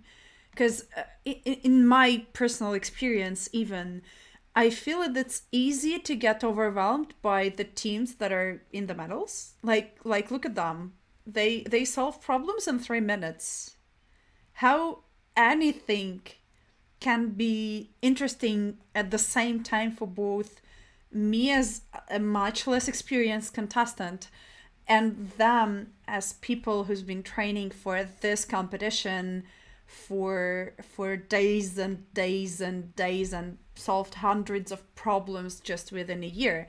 But it is very beautiful when it turns out there are some still problems that I can understand reasonably easy, as well as they can enjoy as one of the easiest problems. Yeah, well, they definitely spend like maximum of 10 minutes on these problems, but still they're kind of, oh, this is nice. Okay, I can like write a solution to this problem and not hate myself because of, I don't know, 100 of corner cases that I have to manually process. This is very, very thoughtful. And as for the how do you put it, the real life problem statements, once again, sometimes students are actually not coming from a computer science background, but rather maybe a mathematical background or a physical background, or all the sciences exist. And it is very good to be able, at least for the easiest problems, to describe the problem statement easier. And also, myself as a commentator, I enjoy these problems just because I can explain them to every single viewer. Sometimes to the live broadcast, I can see that there are a lot of, I don't know, parents of contestants, or maybe they're friends, just people outside from the computer science world. And trying to explain the general approach of a mathematically strict problem statement can be a little overwhelming. But if we're talking about a problem where you need to cross a river with boats going from the left to the right with different speeds, or if we're talking about a way a public transportation works and you want to spend as few as possible on getting from one point to another, and all these like maybe a little more straightforward, maybe a little more natural problems help a lot in trying to explain to other people what the competitive programming is all about, except for obviously trying to root for your team and making sure that they get the green box instead of the red box. Getting the green box is also very exciting. I'm always very happy for teams about that. There were some interesting changes in the top. Harborspace, the other team, I eat PHP for breakfast, successfully debugged 2 of their problems, and they now have 7 problems accepted. So that might put some pressure on the top hyperspace team, because like only one team from each university can move to the finals. Also, the top Aerospace team, the P+P+P, tried to submit problem D, but got wrong answer. And they also, do not like take my word on that, but we should be getting all the updates from the testing queue interactively. So essentially as fast as possible. And with the more difficult problems, I usually expect that there are more test cases. And the solution on the problem D was tested quite rapidly. So maybe this wrong answer is somewhere at the beginning of the problem set test cases. But also these are all the weird tricks I have to pull just because we do not have the problem statements yet, so I cannot talk to you about any problems in depth. Don't forget that in 44 minutes, we'll have the online mirror contest on Codeforces where you can actually register and try your hand at these problems. The website is codeforces.com. And here in the upper right corner, you'll be able to see the before contest with the countdown. This is your countdown to the start of the contest. And we actually have an overwhelming number of 7,800 teams registered for the competition. So it may be an impressive competition in here with so many top contestants that I can see in here actually registered. So this is quite impressive. I'm very much waiting for the beginning of the mirror contest, even though a number of my co-hosts will unfortunately be busy during that time.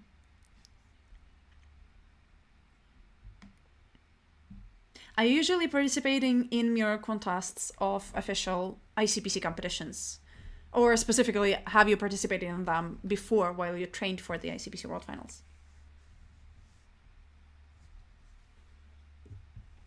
Can you repeat that, please? Did you participate in mirror contests of other regional contests? Yes, I try to participate in all the contests I can. Generally, I really like team contests. So if I have teammates available for mirror contest when it happens, I will surely try to participate. But not always possible. I think in December there was a mirror of NERC contest, I think, but it was too early in my time zone and my teammates were not available, so I decided to not participate then, but then we participated in virtual. It is always So, a really nice training as well. Yeah, I don't. I guess I don't care about it as training anymore. Like I'm just having fun. Oh, this is very exciting. We hope that all of our past contestants, and also as well as obviously alumni from the current competition, will just come and join the other mirror contest just for fun. Just because solving problems is very exciting and getting these green boxes in the leaderboard is actually very exciting. I encourage everyone to try if you have not yet, or definitely join us in the mirror contest as well. We have a few changes in the leaderboard in the medal range, which I would like to voice. So the team called Heroes of the Sea just ate PHP for breakfast.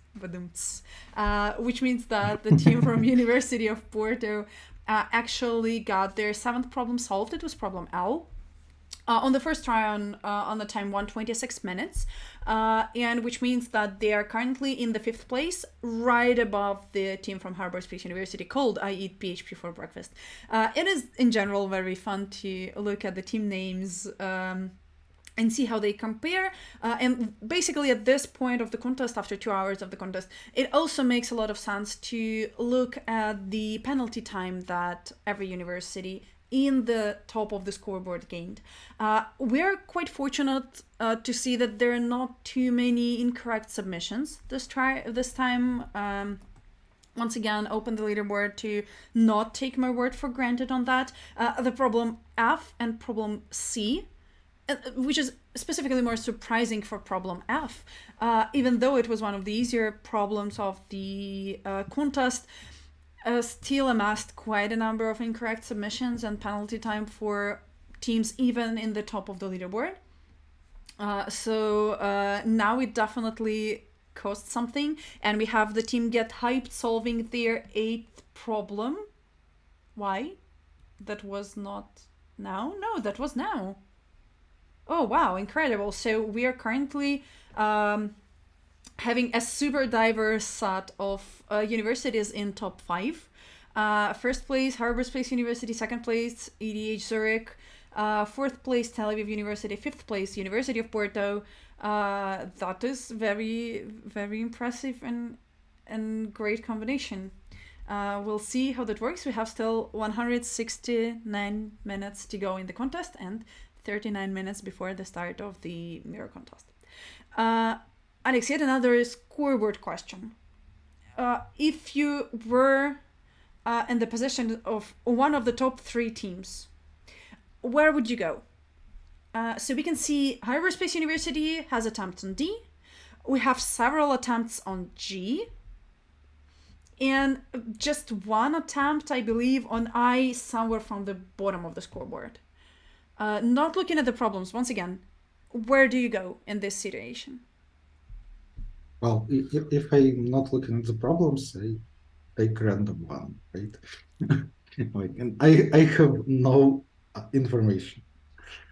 At least like from the scoreboard, I would say that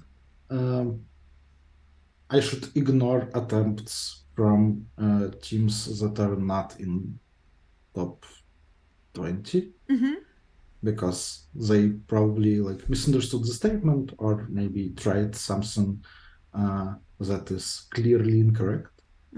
Bestagons in the meantime also accepted problem G and are currently in 4th. That's nice. And they have the best penalty time with 7 problems. Wow. So now we have 2 teams from Tel Aviv University with 7 problems and only 14 penalty minutes between them. That's exciting. One of the teams is Team Bestagons and the other is called Temp Name. Here is a short visual. I said visual. Can I have visual, please? Yay. Here is a short visual on their comparison. So Team Temp Name actually was the first team to get an accepted submission in the whole contest. Currently, Bestagons solved C, no attempts on L, whereas Temp Name solved L, one and some incorrect attempts on C. But the trick is that you see that the difference is roughly like 20 minutes. It's even less. You know where this 20 minutes came from? From 2 incorrect submissions on problem F at the very start of the contest. If you need a reason to remind yourself what skills ICPC develops in contestants is actually writing a correct code and making sure that you can like get all the things together in your brain and while coding, not when submitting. And currently, this is exactly the lesson the Temp Name team from Tel Aviv University learns, unfortunately the hard way, because as I've already mentioned multiple times, only one team advances to the World Finals from each university. And so, yes, there are all these quotas from regional contests, and you need to go and you need to make sure that actually, like, there is enough places for your team. But first of all, you need to be the best team of your university. And sometimes the only thing that separates you from that is not your inability to solve easier problems. You solved the easiest problem of the contest within 3 minutes. No issues whatsoever. But this is all about not making stupid or unnecessary, at least, mistakes during the contest start, which is rough.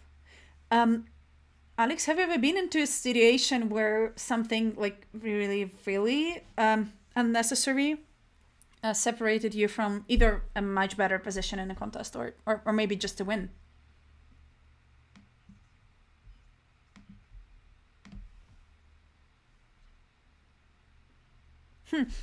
A great comment from chat so far. We have an insider in Tel Aviv University, and they say, actually, in Tel Aviv University, when we competed to qualify for this, temp name beat Bestagons by far, but now it seems like they are very close. Coming up to that story of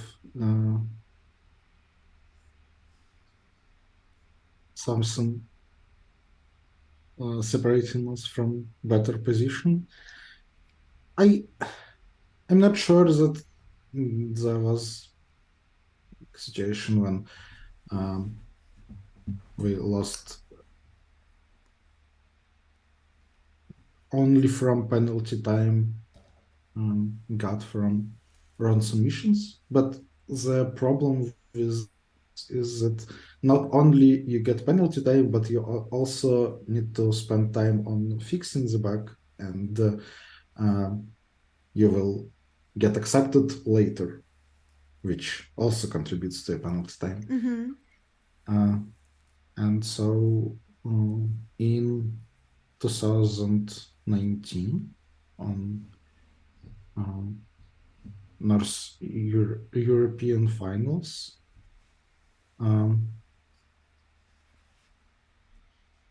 I made a stupid bug in implementation of long arithmetic, and we spent a lot of time trying to find it.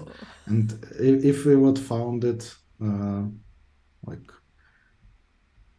half an hour earlier, we would won probably. Yeah, it was interesting to watch, I guess. Like I would say that our team was clear favorites in the start, and we were losing by penalty time.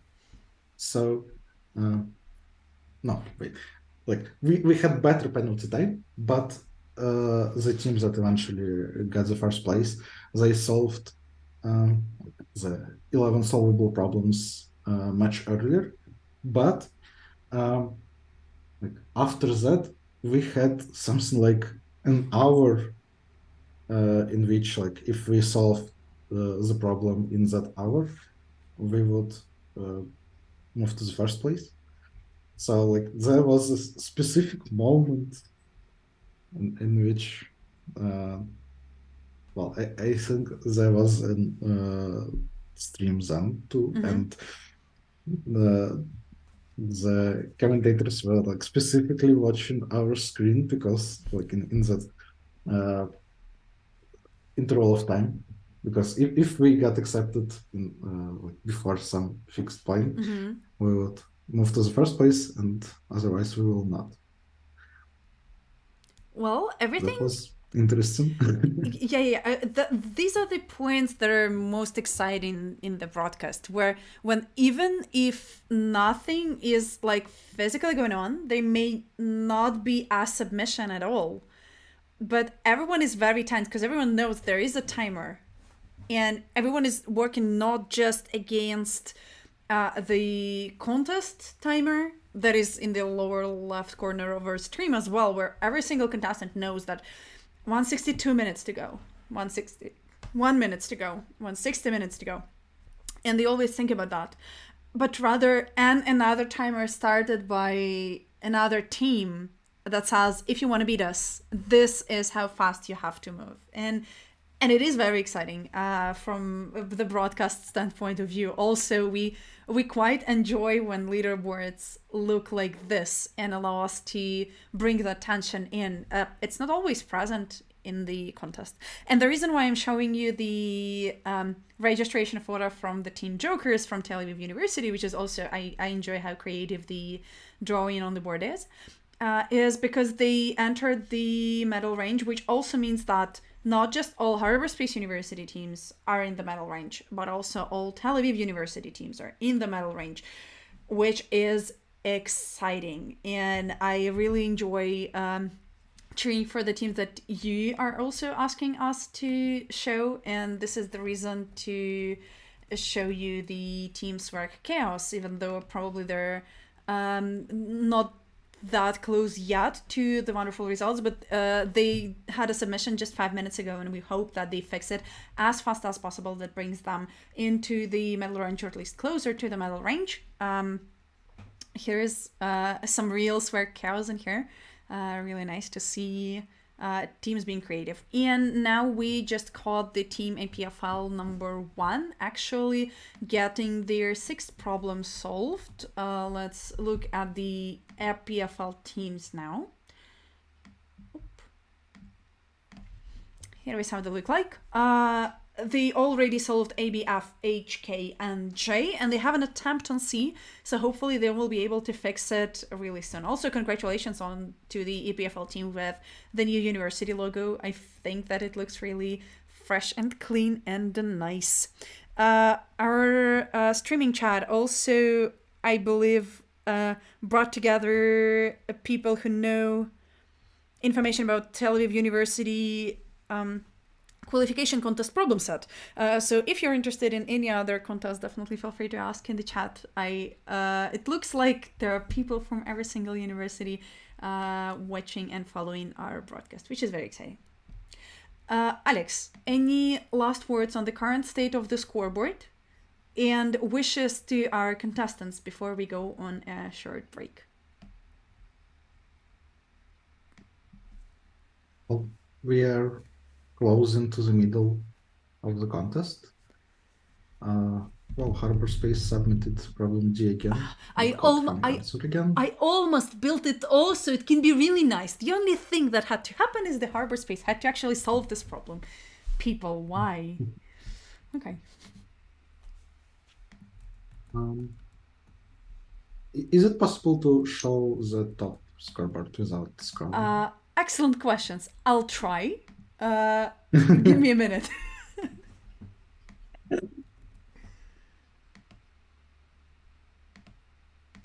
Maybe like this? I know this is software. It's not always working, so don't at me. Okay, so problems A, B, F, H, and K looks simpler. So probably all top teams should get them accepted, and we can see that except for ENS Paris team on the 20th place, all of them got. Then we have problems C, J, and L. And it seems that they are different, kind of. It's not like they're ordered in some fixed order by difficulty. So problem C is probably harder from maybe casework point, just because there is a lot of incorrect submissions, including top teams. Problems J and L. We got no submissions in the top for problems E and I, which is interesting. And there are some submissions problem G in the top, which probably means that it looks more approachable for top teams, which is a good sign that probably this will be the problem that well, coming to the question you asked me like half an hour ago, what would I do just looking at the scoreboard? Now I will focus my attention on problem G, because like several different teams tried it. That's much more telling than -3 on problem D from Harbor Space. Because, well, first of all, that's -3. Maybe the solution is just incorrect. just give up already. That can happen. Yeah. Maybe they don't understand something, or maybe it's just a hard problem that is their specialty. Like, this is a very strong team. They have all three participants are on the very top, and I think all three of them were legendary grandmasters at some point. Maybe not now, but they are close. Maybe just one of them knows something that is needed for the problem. And so, like, the fact that they attempted it doesn't suggest that it's a good problem to try. But problem G, we get another submission on problem G from the second hyperspace team. But still incorrect. So yeah, problem G looks like a very tricky one. Very tricky, but also very decisive problem. So it looks like you will have to work on problem G if you want to get to the top of the scoreboard this time. Yeah, and also interesting that the last accepted submission from top hyperspace team was quite a while ago.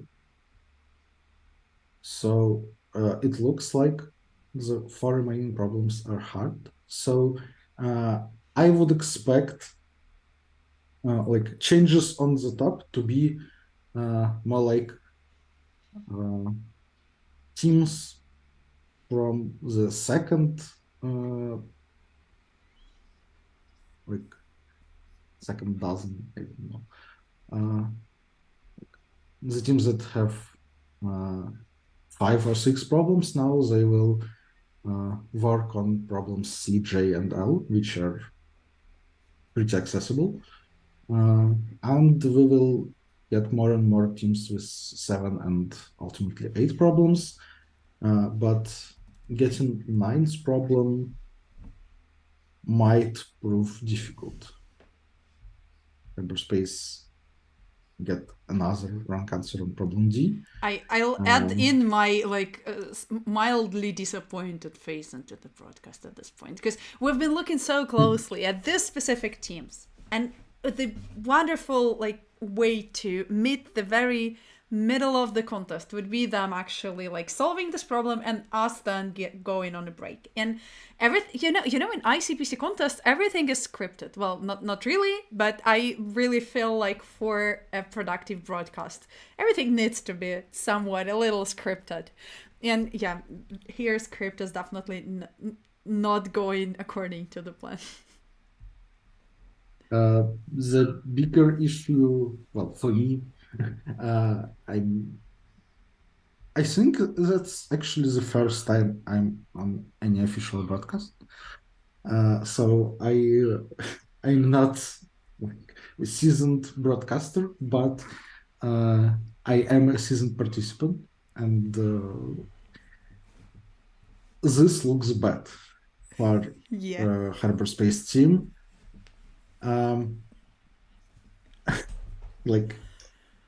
There is a small issue of me knowing the problems, but I will not spoil right now.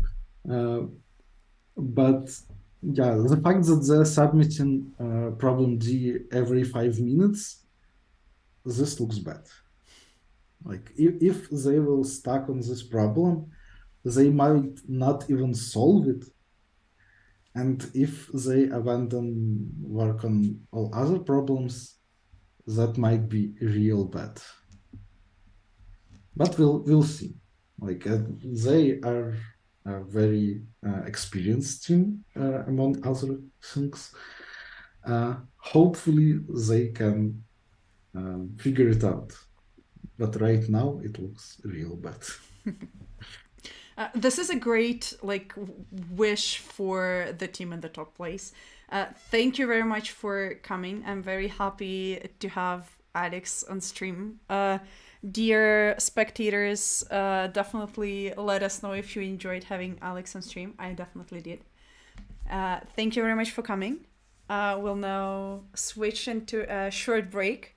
And if everything goes not according to the script, exactly during this break, Harbor Space University team P+P will get the problem de-accepted, but we'll try this approach as well. Thank you very much for watching. We'll be back in a few minutes.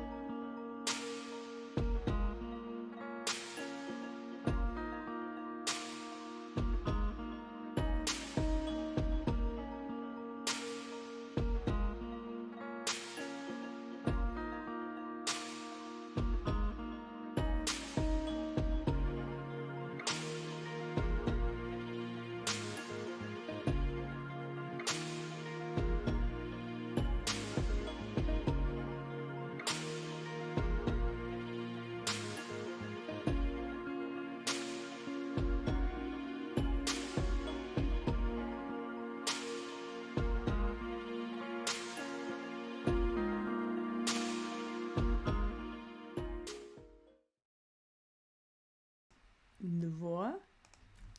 And welcome back.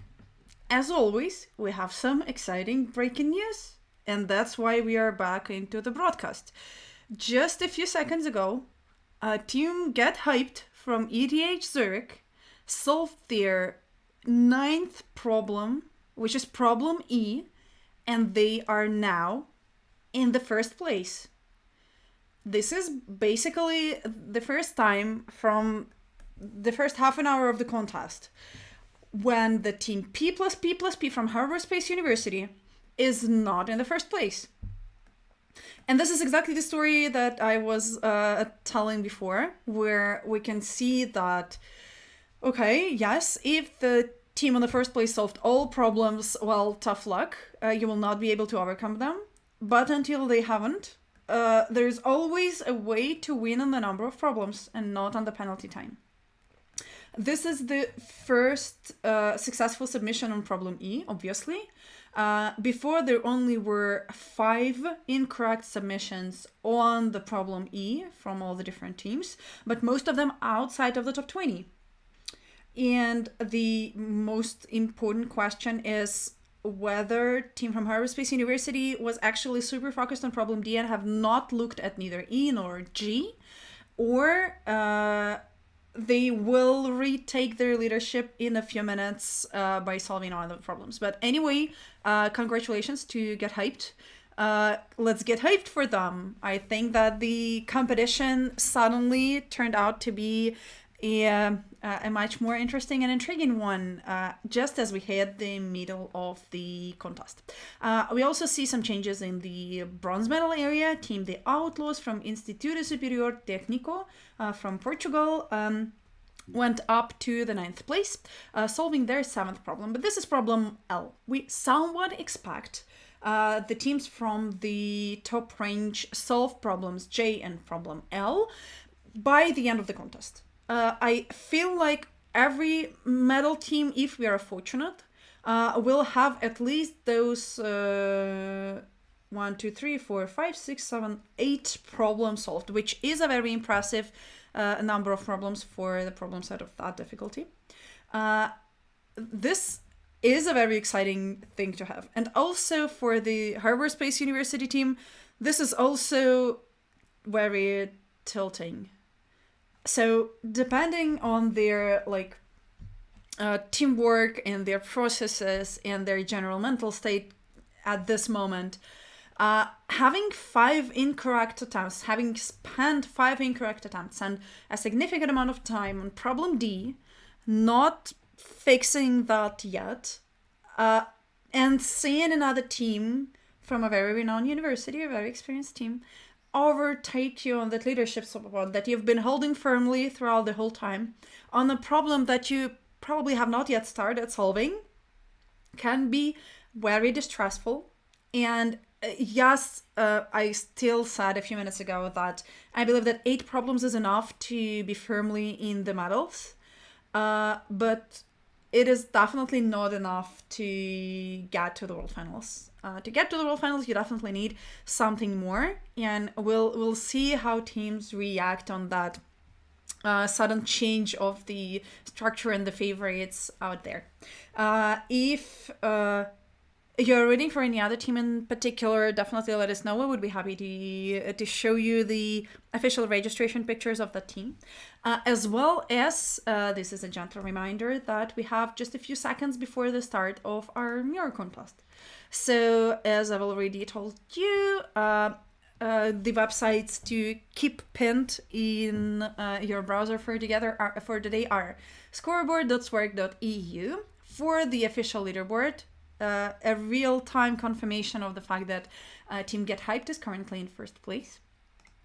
Of course, the official website of the competition, swerc.eu, and the official mirror contest of SWERC 2022-2023 that starts in 5 minutes. So in just 5 minutes, both you and I we'll be able to look at the problem statements and at least read through them, see how that works, figure out what the whole fuss is about the easier problems, how comes they're so easy, some teams can solve them in 3 minutes, and what was interesting in the contest throughout the time.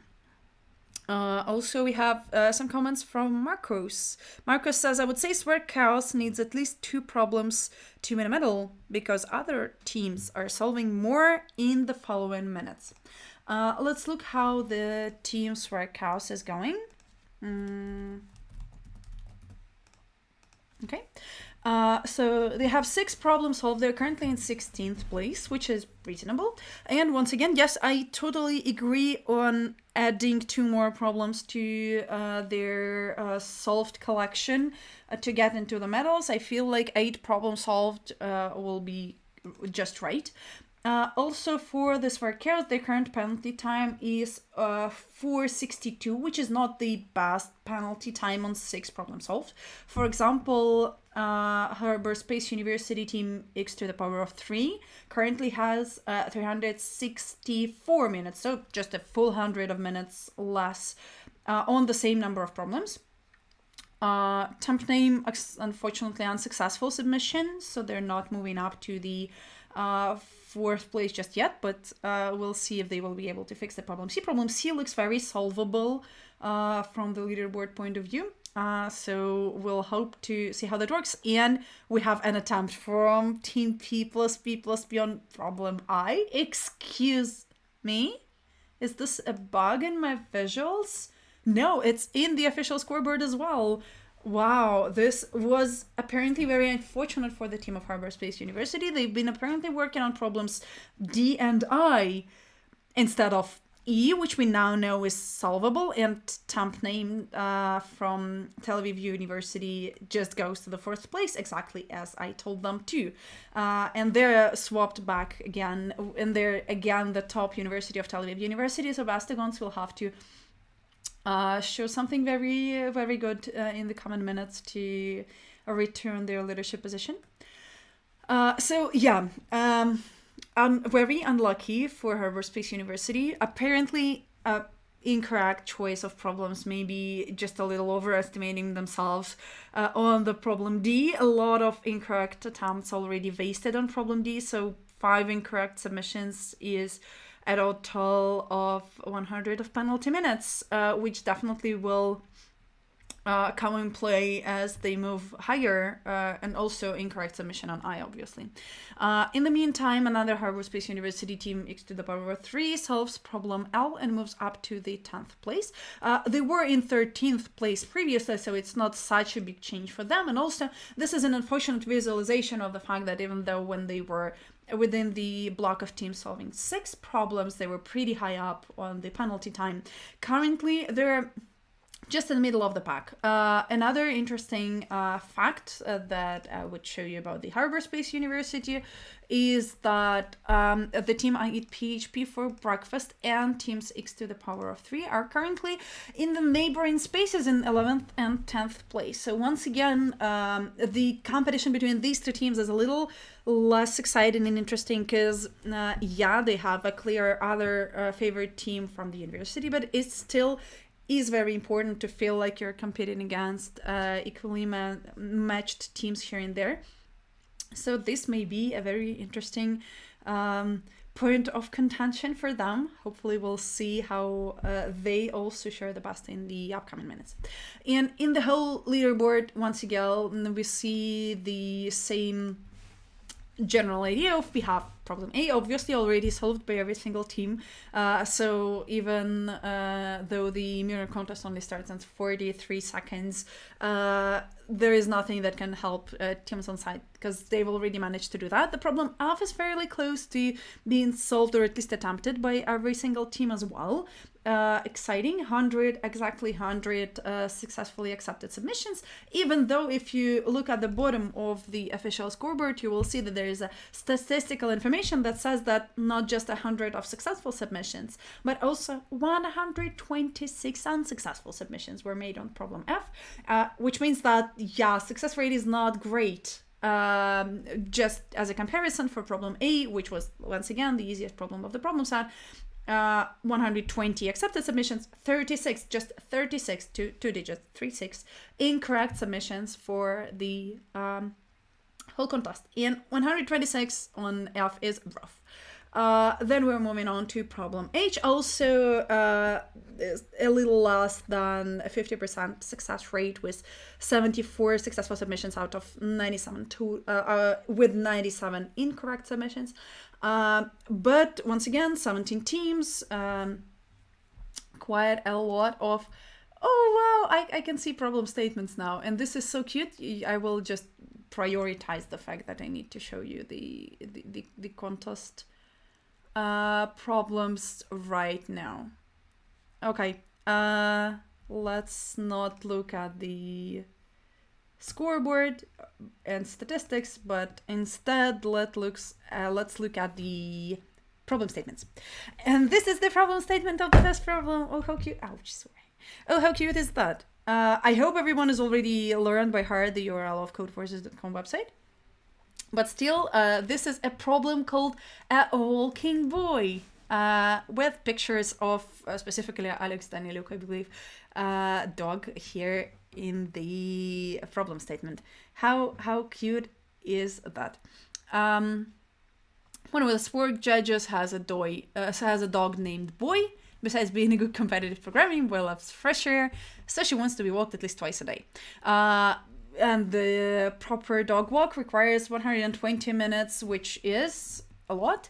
And both walks need to be distinct, but can be adjusted. So the second one can start as soon as the first is finished. Oh, who cares about the problem statement? Look at this picture. How cute is that?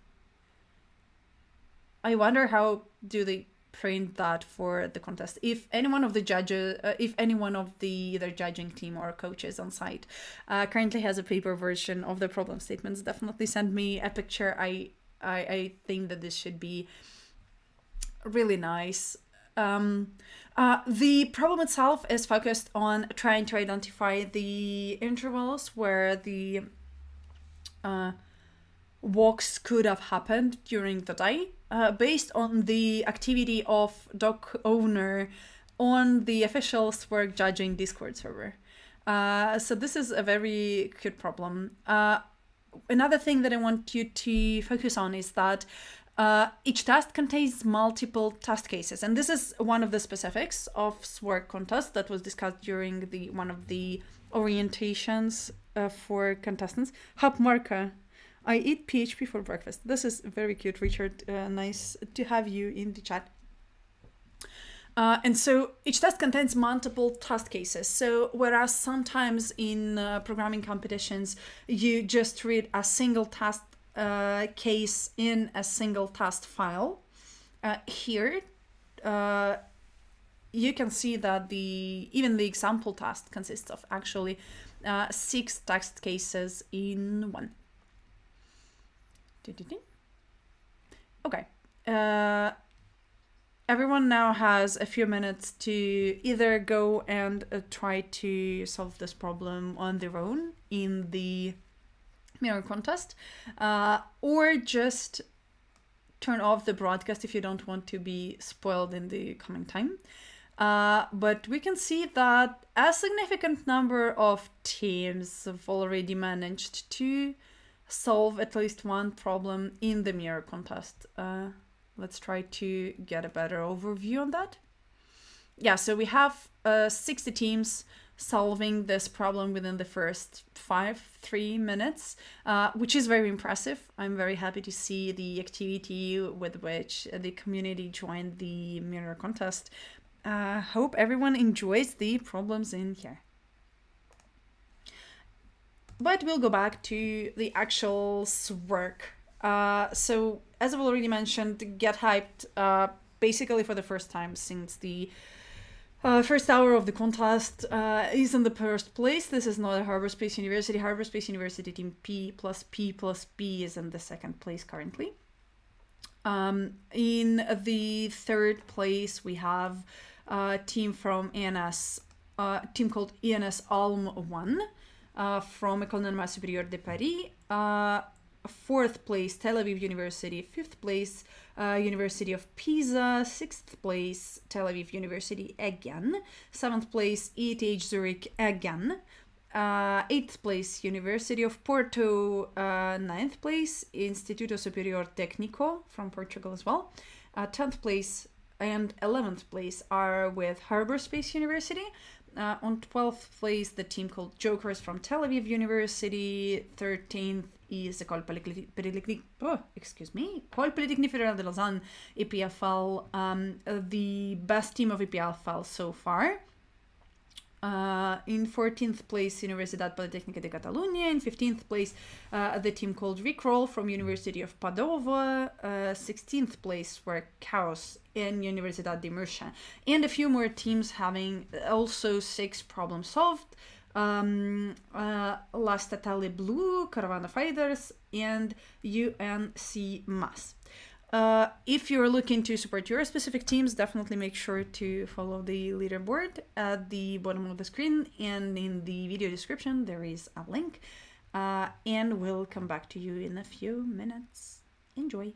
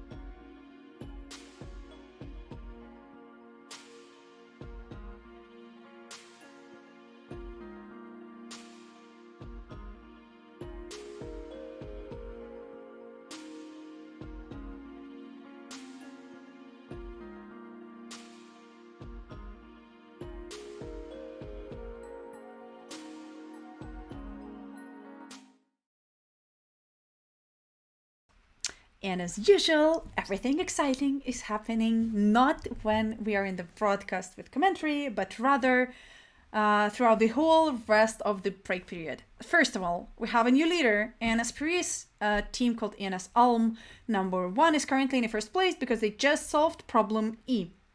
And this is the second team to solve problem E, but still this is very good for them. Their penalty time was very low. They were able to overtake the team Get Hyped for the first place, which pushes the Harder Space University to the third place, which is much more stressful just because we know that the number of teams going to the World Finals is very limited this year.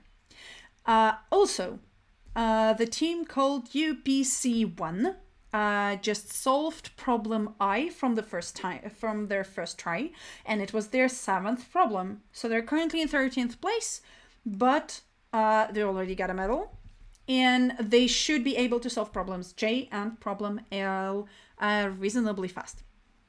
And the best news of it all, we have Alexei Daniluk back with us to help us discuss the actual problem statements and maybe even some problem solutions. Yeah, what happened to the top 2? That was exactly my question, Marcos. Alex, welcome back. It was great to have a break. And now we will go to the problem statements. We'll start, I believe, as already understood, with the easiest problem of the day, the walking boy.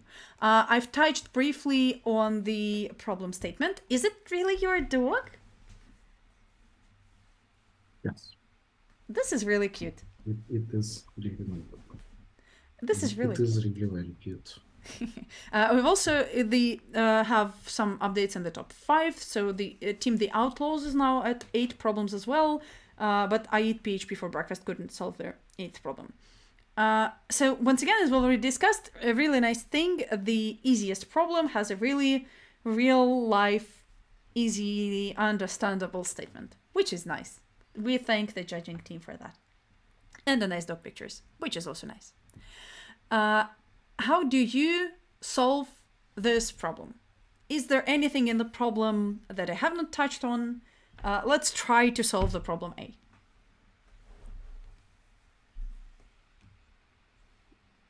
All right. So I'm not sure that you mentioned everything that's going on in the statement. Just to recap, we have a SWERC judge. He has written some messages in Discord, and we are given timestamps of those messages. We also know that the judge has a dog, and he must walk with his dog 2 times for 2 hours. That's very unrealistic, but for purposes of this problem, yeah, why not? This is much more realistic than print the, I don't know, normal distribution of the, try to minimize the sum of the squares or something of how intensively person is texting into the Discord. Very, very acceptable level of realism in this problem.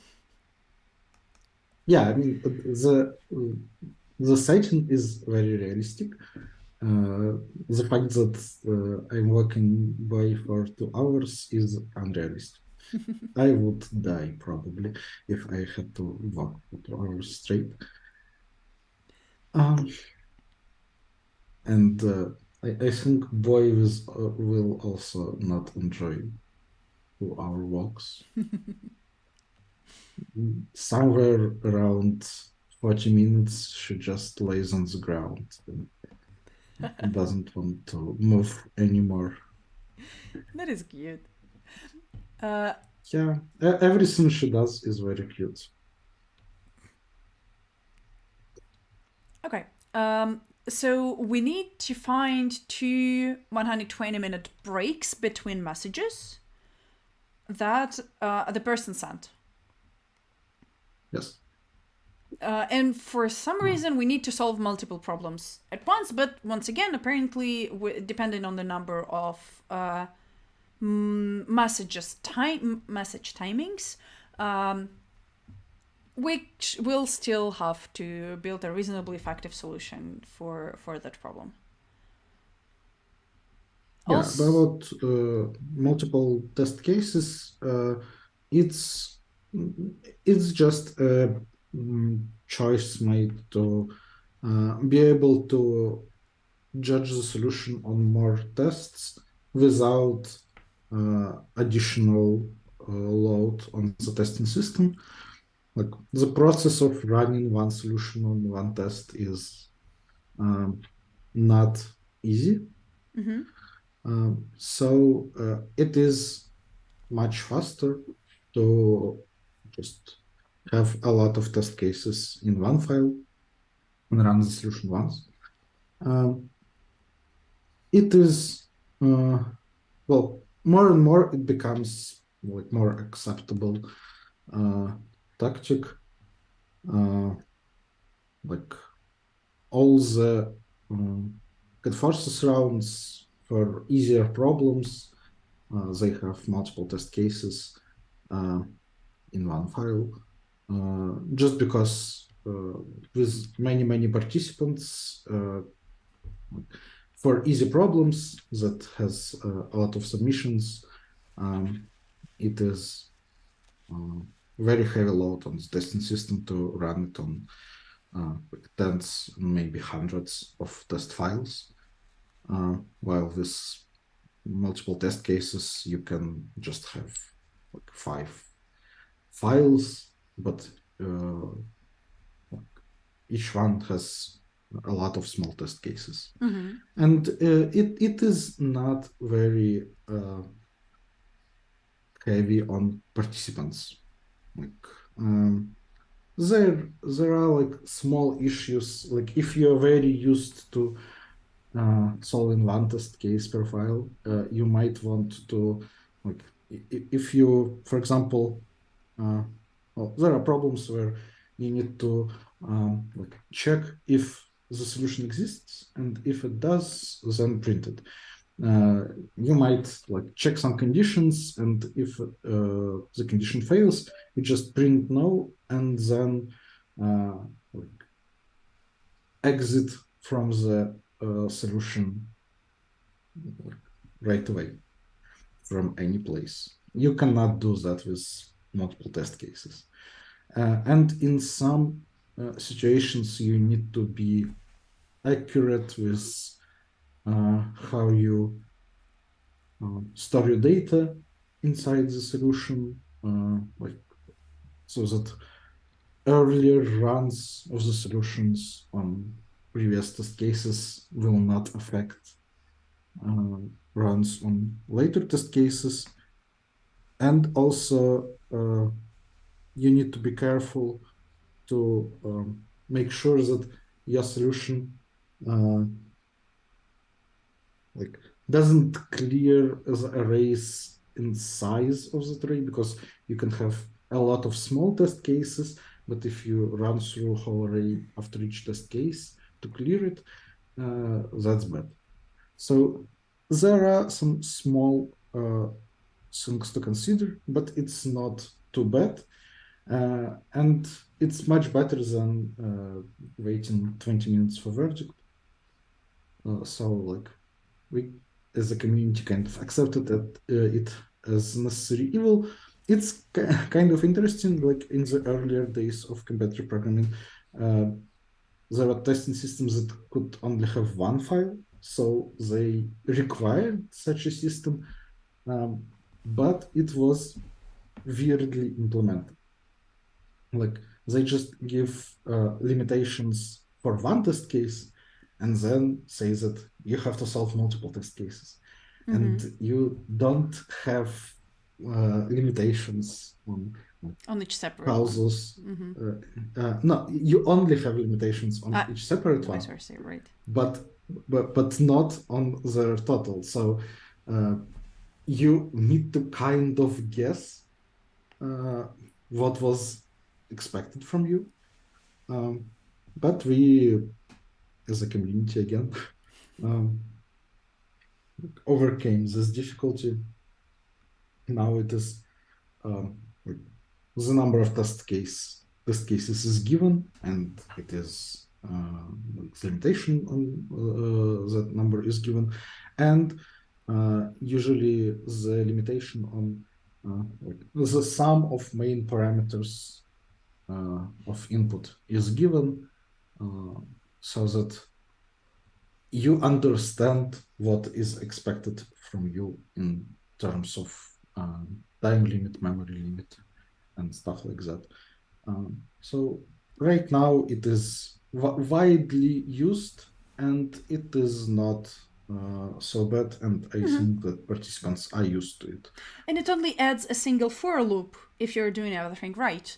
And once again, with the return 0, if you figure that something is not possible, or there is a case where you just print out no and you need to exit, the only thing you need to kind of teach yourself to do is to actually move into a solve function or a separate like implementation function from the preliminary ones. So this is also great. Right at this moment, the team EPFL1 solved their 8th problem. Once again, we're keeping in mind that 8 problems is very likely to be enough to get into the medal range. But with the intensity of team submissions, I'm not even too sure now. The team from Harbor Space University had multiple incorrect submissions on problem G. So now they have 3 different problems that they attempted and still not succeeded, which is very unfortunate. And also team from Tel Aviv University called Team Jokers went up to the 8th problem solved and is finally in the middle of the 3 Tel Aviv University teams that have not happened yet. So I'm very happy for the Team Jokers in here. Coming back to problem A. The nice thing is that apparently the list of message timings is sorted, which is nice, thank you. We're not trying to implement a sorting algorithm at the very first problem. But we still need to do some comparisons. And here I would like to focus your attention if you're just like me and you do not read statements carefully, always make sure to read the notes and see how they describe the tests. Don't forget that sample tests are also part of the statements. And there are all these nice visual representations of a person chatting in the Discord interface with several possible intervals where the walks could have taken place. Another question, though, or a point I would like to focus you on is that for each test case, we just need to output either yes if the walks could have happened, or no if there is no such time slot. You don't need to print specific time slots where that could have happened. You don't need to select the earliest of them or something. You can just print yes or no. But it's very important to print them at correct times. Okay, Alex, how do we solve this? So yeah, problem A was kind of supposed to be the easiest, and the problem setters didn't want to add any additional difficulties. So for that reason, like, they don't ask for actual intervals. The input is sorted, and like everything Lydia said was made to make sure that there are no additional difficulties. You just need to understand what is going on and construct the algorithm to solve it, which is, well, not very hard.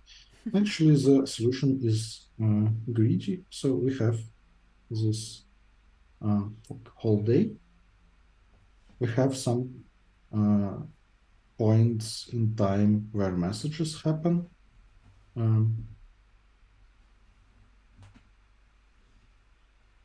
And we just we want to place 2 non-intersecting segments of given length of 2 hours So we just try to place it as early as possible, and if it doesn't intersect with anything, well, we can do it. If there is a solution, we can always use the earliest time we can when we can place some segment, and then again try to place the second segment in the earliest place. Don't forget that you cannot have two segments intersecting, but you can have them to touch. Spend 4 hours straight with your dog outside. What can be better? There are several ways to implement that. And if I'm remembering correctly, like any reasonable implementation should be fast enough. Can you please show us the constraints? Yes, absolutely. Here we go. What is the number of tests? 100 tests. And each test can have up to 100 messages. Obviously, every time is up to 1,440, but this does not matter too much as long as it's well within the integer numbers. Also, P plus P plus P tried to submit G again and nothing happened. And also, all three Tel Aviv University teams are currently with the same number of problems solved, which is a huge update and a lot of action for them, but still 8 problems solved for them. So we have 100 all have and 100. 8? Yes. That's amazing. Yeah, that is a very strong result as well. So 100 and 100, and basically that's it. Actually, no. Like the fact that times are up to like 2000s can be used.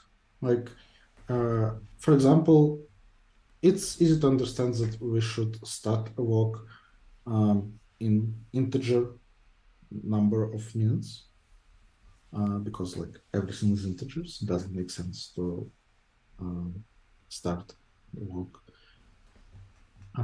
in some non-integer point in time. So you can, for example, just try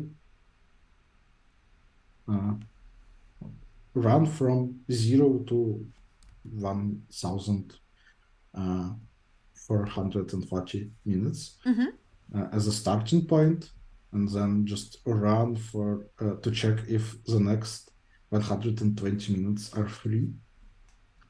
And if it is, then put another segment here. So that would work in this time. I'm sorry, P plus P plus P just attempted E, but this is also incorrect. So at this point, they have either solved or incorrectly attempted every single problem in a contest. Which every problem in the contest, which is an amazing achievement, and it is a very distressing achievement. I'm very sorry for the team P plus P plus P. Hope they can get together, regroup, and go ahead. But like when we went on the break, I said that it is very bad for them to have just 4 submissions on D and nothing else. Now I am certain that they're fine. Even if they don't solve like any one of those 4 problems or any 2 of those 4 problems, they probably will be fine. Okay. So it would be very bad if they just stuck on problem G. And now they're stuck on all the rest of the problems. Exciting. But that means that they weren't stuck on problem G. They solved all the problems in parallel, I hope. But well, at least they think that they solved all problems in parallel, and that's good enough for me. Okay. Like, it means that they did not focus their the whole attention on one problem. Yeah. yeah, yeah, It is a good thing. Okay. Problem A and seems. they have not done enough time to Yeah. debug. Absolutely. We have almost like 1.5 hour of the contest. Still enough time to solve multiple problems, of course. With the problem A, question. Why would we like try all these different attempts at placing the walk-in interval if we can actually interpret the whole sequence as if we have also a message at the very moment zero, also a message at the very midnight the next day, and then we'll just try to compare the two walks that are adjacent and see if there is a distance of required walk time between them. And if there is, we just increase the counter, and if there isn't, we just skip and we continue going. That is exactly correct. Yay! Yeah, so you can solve the problem in linear time in terms of n, the number of messages, but you need to be careful. You need to remember that you can walk the dog 2 times inside one segment. So, like the solution, like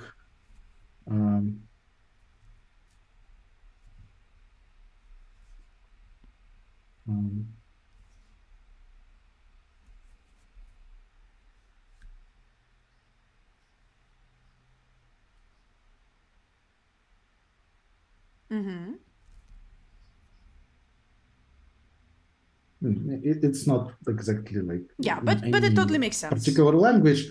That is incorrect, and I expect that some of the wrong answers on this problem can be in that form. Why is it incorrect? Well, because it is possible to have only one interval that is long enough for one walk, but that interval can be long enough for many walks.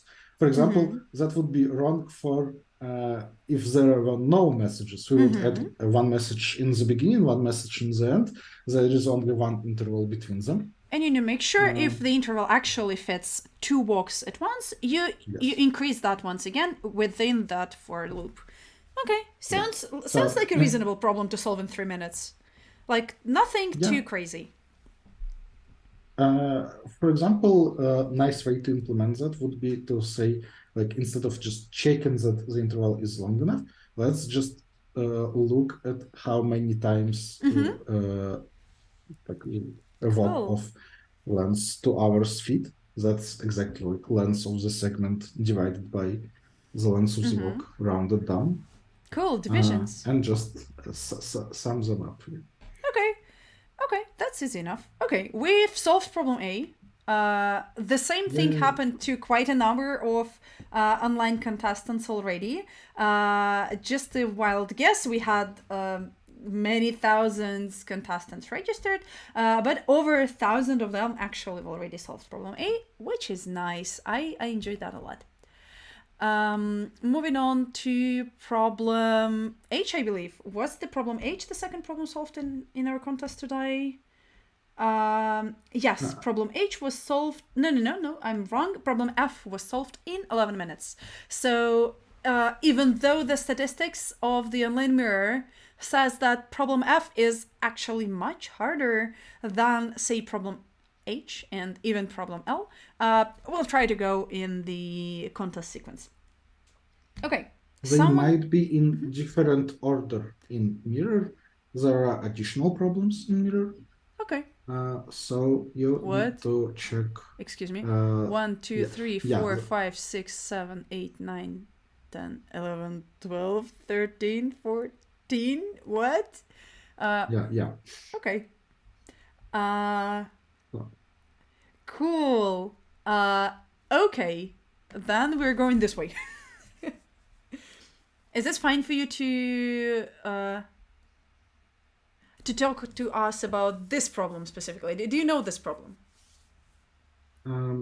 What is it called and what is it It's about? called BIPA and Swear Chat. Yeah, right. Yeah, I know this problem. Cool. I think it is problem. Let me look at the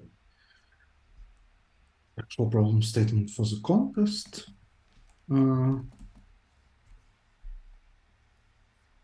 So yeah, in contest, BEPA and swear chat is problem F, and problem H is called controllers. Okay, we're definitely going for this problem as it's one of the most solved ones in the mirror, and I believe already after the contest end, we will only get the information on which problems are actually extra, so that we are not spoiling anything for our wonderful mirror contest solvers, who asked really nicely not to talk about problems before the contest start. Yet another submission on G, this time from Harbor Space University, unfortunately unsuccessful as well.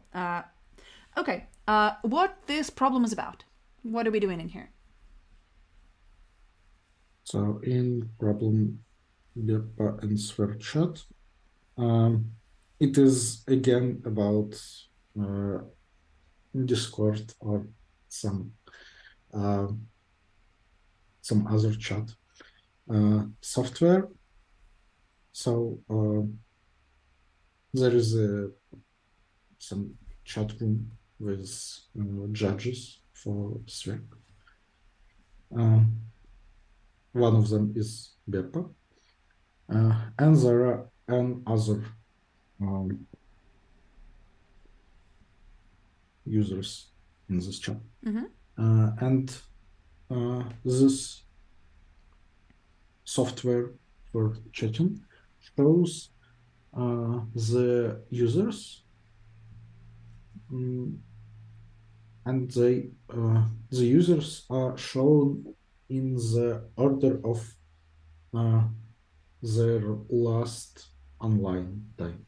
So Makes sense. from most recent to least recent. To the least recent.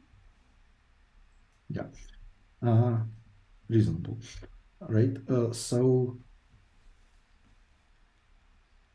basically, what BEPA sees when they open this chat software is some permutation of other users. They are sorted by their last active time. So BEPA wrote down two of these orders, one in the morning and one in the evening. And at that point, no one except BEPA was online in the chat.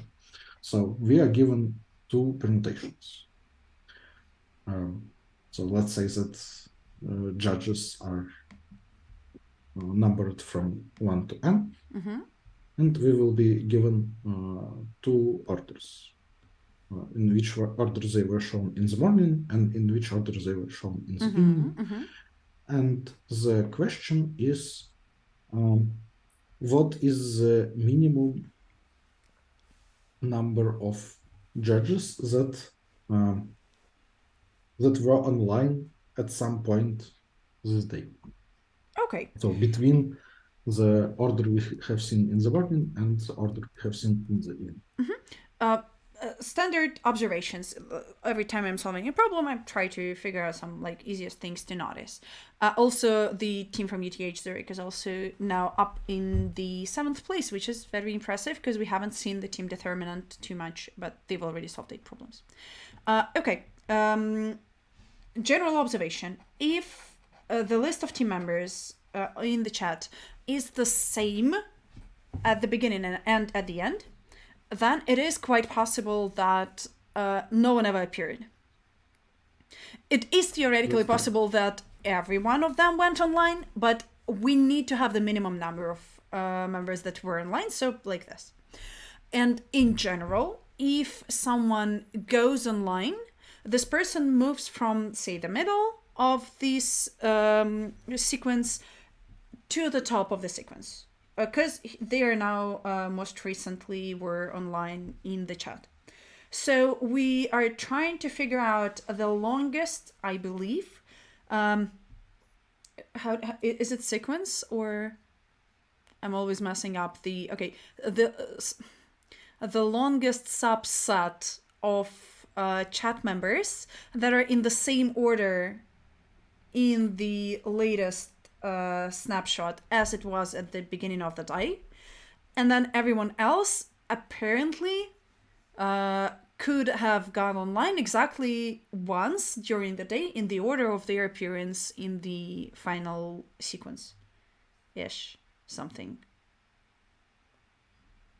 Yeah, it makes sense. If there is a shorter sequence, then it is still possible to get that, but we will need higher number of people visiting the chat during the day. So we are trying to intersect these two integer sequences and see how that works. So we are given the list A and we are given the list B, and we are trying to just intersect them, and whatever happens at the end will stay. Maybe like this. Oh no, this is actually wrong. It is possible that even though the sequence is the same, the person in the very center is changed. So this, interesting.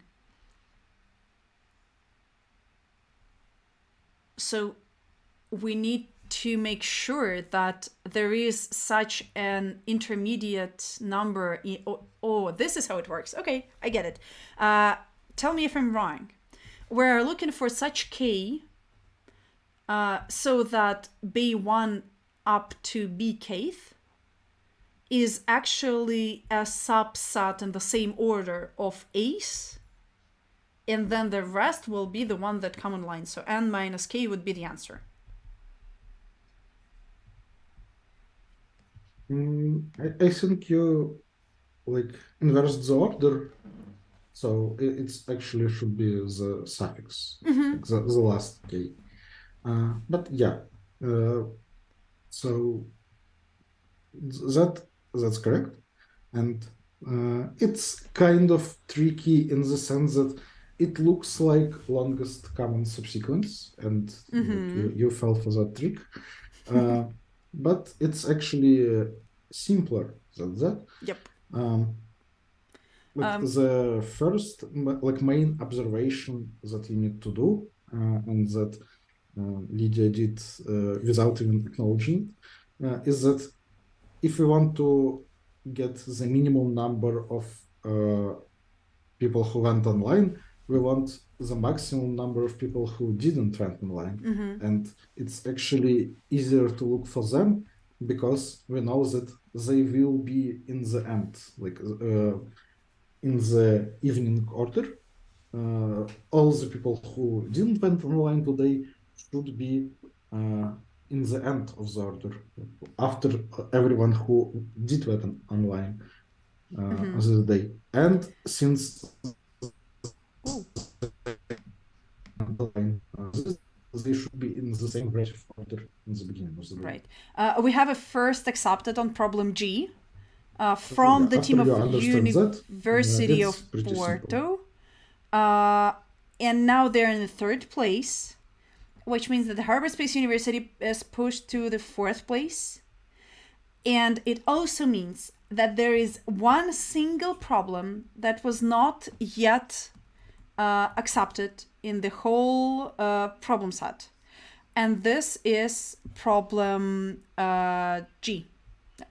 problem D. So the only problem that was not yet accepted is problem D.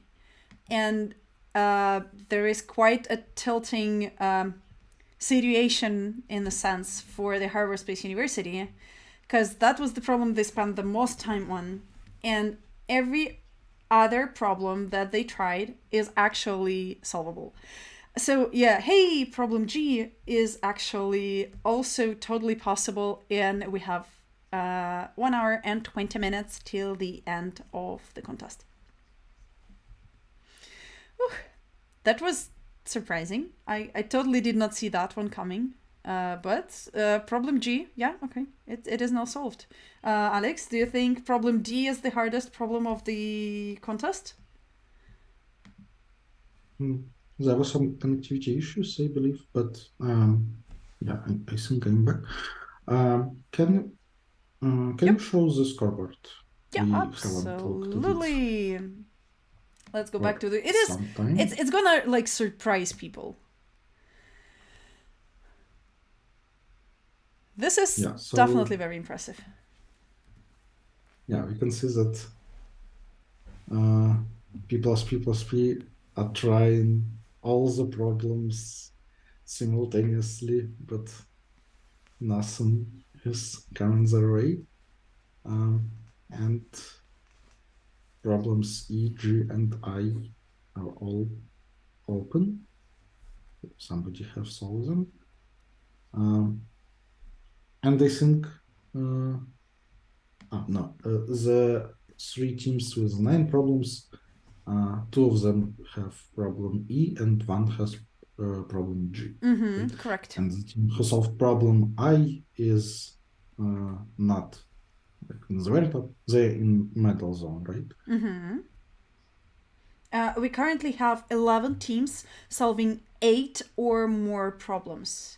So I'm really afraid that 8 might, with a bad time, may not be enough for teams to actually guarantee a spot in the medal range. But hopefully there will not be too many 9 problem solving teams by the end of the contest. So I still feel like if you have 8 problems and a good time, you're in a good spot for a medal. Please, where is my scripting power? Here it is! Wonderful. Harvard Space University P+P just solves problem E. And they're back in the 2nd place. They've spent 3 tries on that. So currently, their incredible penalty time that was at the very beginning of the contest is not that incredible anymore, unfortunately, and it's not going to get better. Currently, they do have 604 penalty minute. Ines Paris, Ines Alm 1 has 590 minutes, so just like 6 minutes. 6 minutes is basically a photo finish time difference already. But Harvard Space University has 6 incorrect submissions on D and 5 incorrect submissions on G and an incorrect submission on I. So even if they get all of them correct, they will amass a huge amount of extra penalty, which is like sad, but still wonderful result. They're back in the 2nd place. They're solving these problems. Everything that they need to do now is just to like finish solving the problems, and they're definitely skilled enough to do that. Let's hope it happens sooner than later. Just don't die. Right. No instant death on that. Okay. Leaderboard, leaderboard is something. And a fast view on the statistics. 105 teams solved problem F, 84 teams solved problem H, 63 teams solved problem K, and if you are some of the teams that have less than 4 problems solved, your plan for the rest of the contest is very clear. You have to enjoy these specific problems, and if you're somewhere higher, problems B, C, J, and L would be your main audience. And then we have an attempt on problem E from Team Flag 10, unfortunately unsuccessful yet, but this once again shows us that the medal range are trying to solve problems E, G, and I. This is basically just as we expected from the beginning of the contest, now with those a little more specific points on the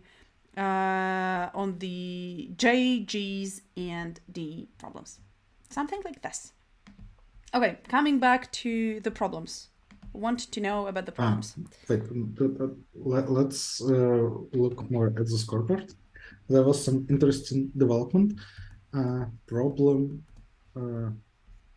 E was solved by a team not in the very top. Actually, it was Team SWERC Chaos, which was mentioned in the podcast before. Go SWERC Chaos! Yay! Actually, maybe maybe 8 problems will be enough or almost enough for medals, because we can see that there is a very limited number of teams with 7 problems actually. Like there is a big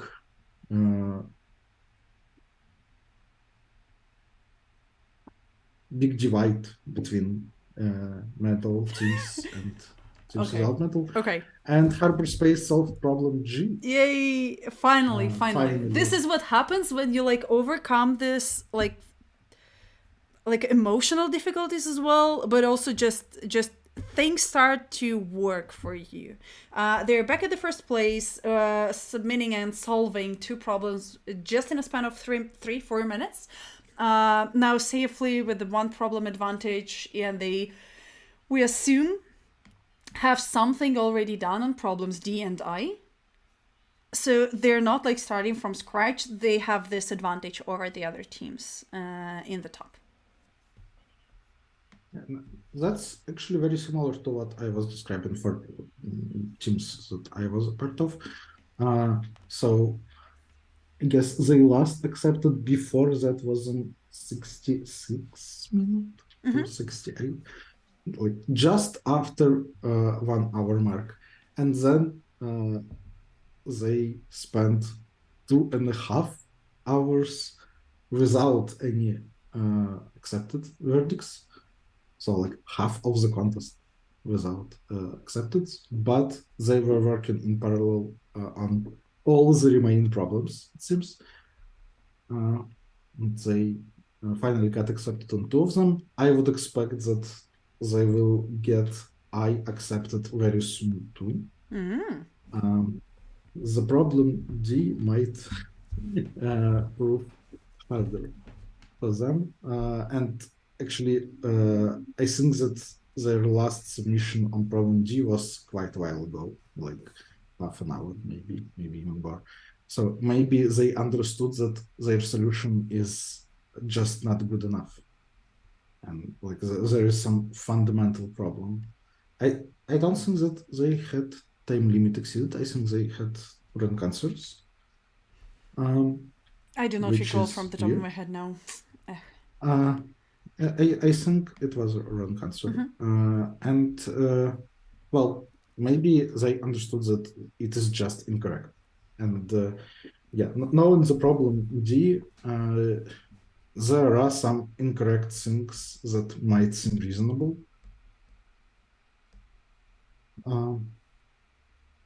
But that are not correct actually. Okay. So maybe that's what's happening. Or maybe not. Maybe it's just some simple mistake and they will find it soon. But we also in general, yeah. We also have an insight from our chat that says problem D solved at Codeforces, which also raises some quite an interest because we're just a few minutes from the start of the mirror contest, and this is an incredible round, basically 1 hour. And we have yet another leader change. If we enjoy them while they lost, I'll press the button in here, and the team from EDH Zurich Get Hyped will go to the first position with a penalty advantage of roughly 60 minutes. They're currently both at 10 problems, and Get Hyped just solved a problem I, which is nice. We'll see how long will it take for Hyperspace University to actually solve problem I as well. Do you think we should expect any like rapid changes in coming minute or something? Any other teams that you think will solve problems from the very top? I'm just scared to switch to problems now. Yeah. Well, I think that we should be. Well, we can wait for 2 hour for 4 hour mark when the things will freeze. Yeah, but talk about problems. No, that's fine. Let's talk about some of the easier problems now. What would be the other easiest problem in the contest? I'm basing my assumptions on the Codeforces submission rate, and we have problem called controllers. That looks to be the third easiest problem of at least the online contest mirror. And that is problem H from the actual contest, so it is third easiest there too. I just want to say one thing. I hope that teams not from the top will see that problem E is solved not only by teams from the top, and problem E is actually not that hard.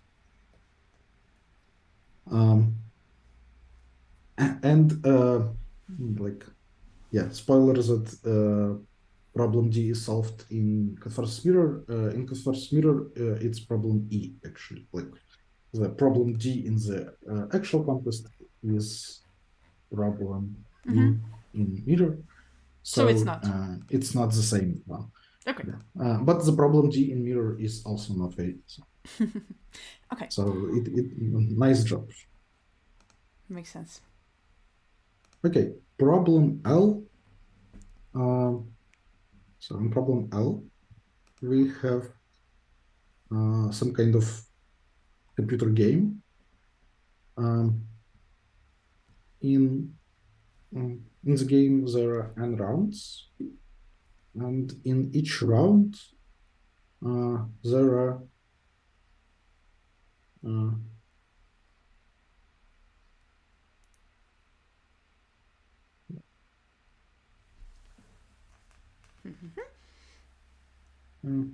in each round, we can see the sign plus or minus.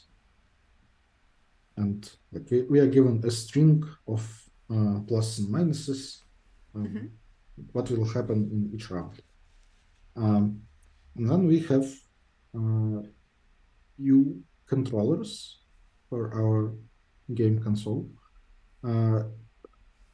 One controller has two buttons, and each button has some number written on it. So each controller is described by two numbers, A and B.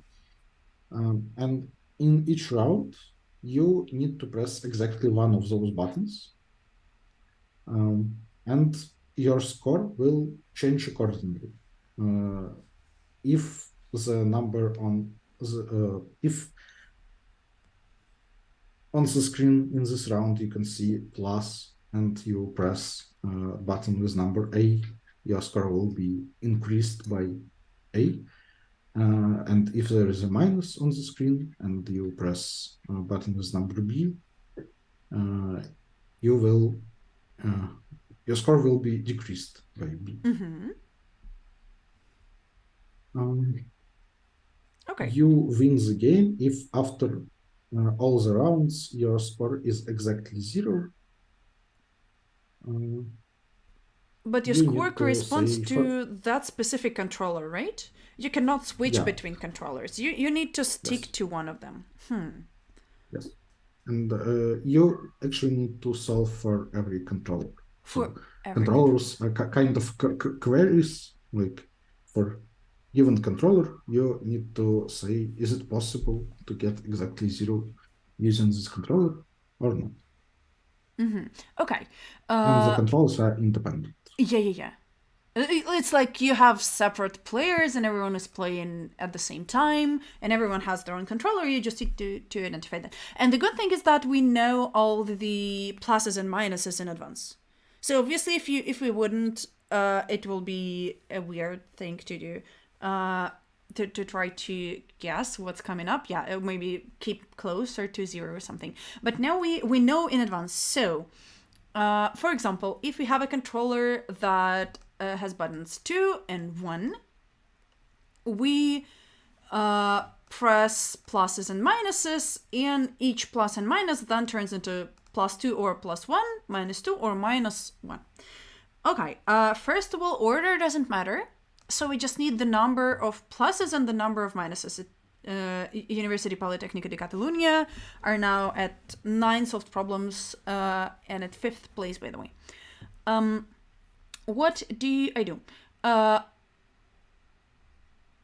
Okay, I can just brute force that, I believe. but I cannot actually, because the number of rounds is 2 multiplied by 10 in the power of 5. So this is a lot. I don't even want a square solution, which is uneasy. Okay.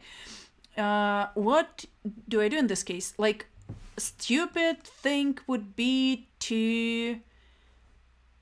Yeah, we can, I guess, identify that we have larger number in a smaller number. Yeah, okay. So minimal number that we can get is if we press the minimal. Doesn't matter.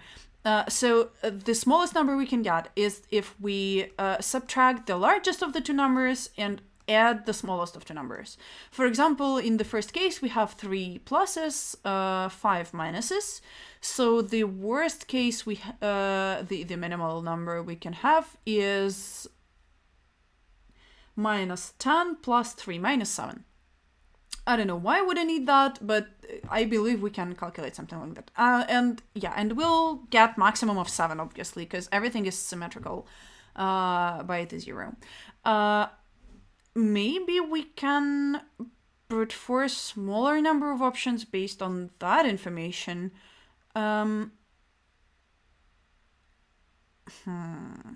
Unclear. It should be something fairly straightforward. Can I do something like not greedy, but... Okay, Okay, how do we get 0? Okay, that's an easy question. Do I need to print yes or no, or do I need to print the smallest modulo number? Oh, okay. I need specifically to print yes if I can't get 0, and no if I cannot get 0. So, the question is actually, can we... No, I don't see how that works. Okay, if we have a super long line, we can try to split them on the smaller lines. For example, for the first controller, if you have 1 plus and 2 minuses, this is obviously a 0, because we can have plus 2 and 2 minus 1s, and this will go to 0. And so this one can also go to 0.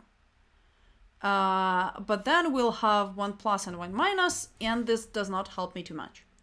But the answer is still, we know that yes, it is possible. Can we do something out of the division? No, we have 1 in here. How do we even get the correct answer in here? 2, 4. Plus 2 minus 1.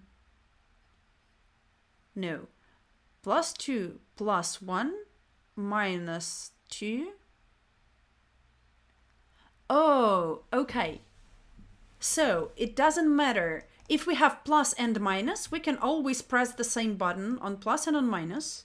And so if the number of pluses and minuses is equal, for example, we can always get 0. And if they're not equal, we need to do some tricks, apparently. I have no idea how to solve this problem. How do you even solve this problem in the first sample? Okay, it's in here. Oh,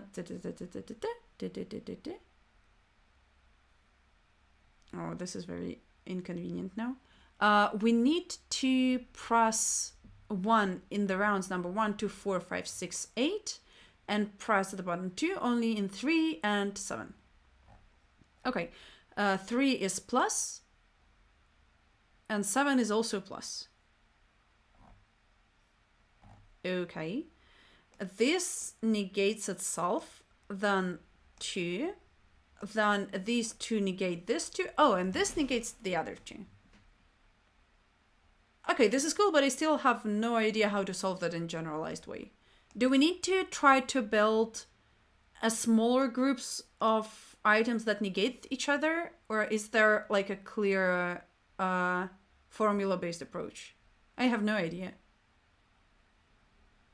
Do you want a hint or something? I can build some like stupid corner cases, but I cannot like understand the general approach for now. Yes, I want a hint, I could obviously. look like where how the score changes when you change which button will you press. But in some. Okay, makes sense. Indeed.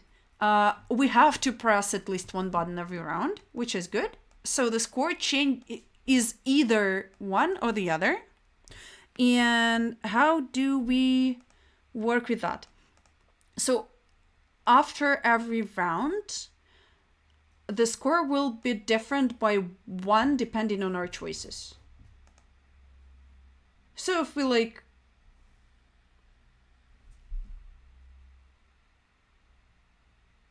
okay, okay, so we will every time change it at least by one, but then there are options up and I see, that's like in the parentheses sequences. So after the first step, we will definitely have score at least one, but at max two. After the second step, we can have a score either 0, 1, 2, or no, 0 or 1, because it's always minus. Okay.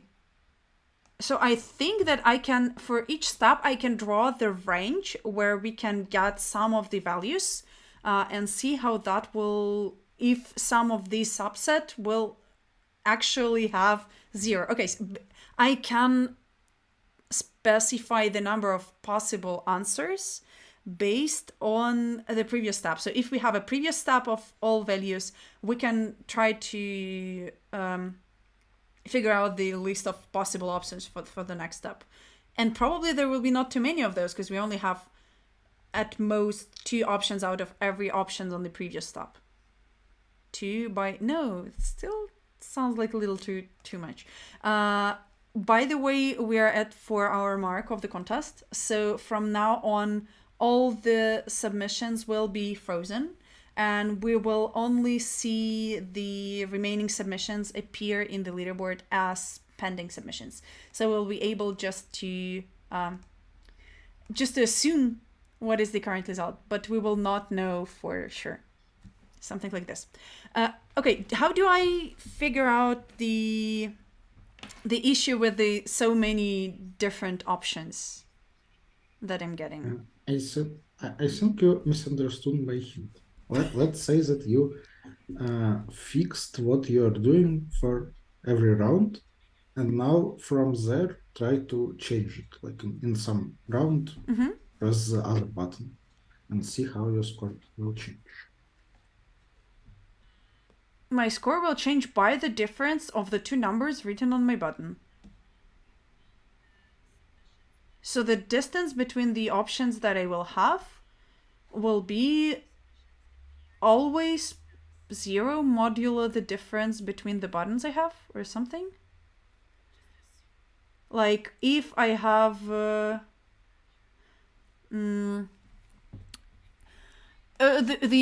option with 2 and 1 is very inconvenient in that case because the difference is 1. So we get in every option. But if we look at the 10 and 3, we know that the difference between possible answers is always a multiplier of 7. And so if we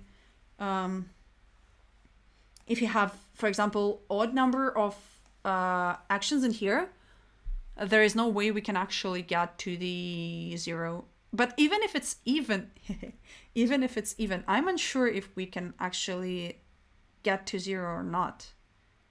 How do I do that? Could I just explain the solution? Yes, please. Okay, well, your instinct about like what is the minimum and maximum number we can get is a good one. So what is the minimum score we can get? Well, obviously we should subtract as much as possible and add as little as possible. Right. So let's say that first button is smaller than the second one. We can swap them if we want. So when we see a plus, we will press the first button, the smaller one. And when we see minus, we will press the bigger one. So we can calculate the score. And let's look at this solution. So now each plus has smaller button and each minus has bigger button. If we switch our decision for any button, for any round, what will happen? I state that we increase our score by absolute value of difference between values of our two buttons. If we switch our choice for plus, we will exchange smaller for bigger, and so we will add bigger minus smaller to the score. And for minus, if we will flip our score, we will exchange bigger for smaller, but it is taken with minus sign, so we will again increase our score by bigger minus small. So the absolute difference. So let's say that absolute difference is equal to D, then, well, there is this sequence of actions to get the minimum score. Right. Let's say that there is some correct sequence of operations. Can we get it from our sequence for minimum score using the switches? Yes, we can. Like in the positions that we want to change, let's do the switch. Yeah, we'll so just switch. If we do k switches, our score will increase by k multiplied by d. Exactly. Yes, and So then well, we only need to check. Calculate that, basically. Well, yeah, we calculate our minimum score, and it should be non-positive because we can only get something greater than that or equal, and it should be divisible by d, and the result of division, well, basically maximum score should be non-negative. Okay. That's it. There is a special case when, like, I want to check that the difference is divisible by d, but what if d is 0? We can have equal numbers on the buttons of the controller. So d is 0, but then our actions do not matter. And this minimum will be equal to maximum, and we should just check if it is 0 or not. Wow, this is very easy. I'm ashamed I have not gotten that. But yeah, it sounds like a very reasonable look at the difference between the two buttons, and basically that's the solution moment. Okay, this problem can be solved in under half an hour. I can clearly believe that. Some inside information. I think that chief judge doesn't like when such information get out, but I would like, when this problem was proposed, I said that it is not a problem at all. Like, it's just obvious, and that's bad. But it was like kind of accepted that my opinion should matter for easy problems, because I cannot understand which easy problems are good and which are bad, and what will people with less skill do when they see this problem. And we can see that it is correct. I cannot determine that, like, this problem was surprisingly hard for Lydia. I would think that this problem is much easier than problem F that we discussed previously. Like, it's just obvious that that's what you need to do. But in problem F, you need some observations, like you need to look at the people who weren't online, and that there will be a suffix in the end, and then you need to write some code. While here it's just What else can you do? But Yeah. it turns out that it is not that easy. But it is still a very elegant problem that can definitely like make you happy during the contest, even if you're just figure out that little aha moment is something Yeah, enjoyable and nice. And quite a number of contestants are currently, I believe, still solving problems F&H in the real swerc contest.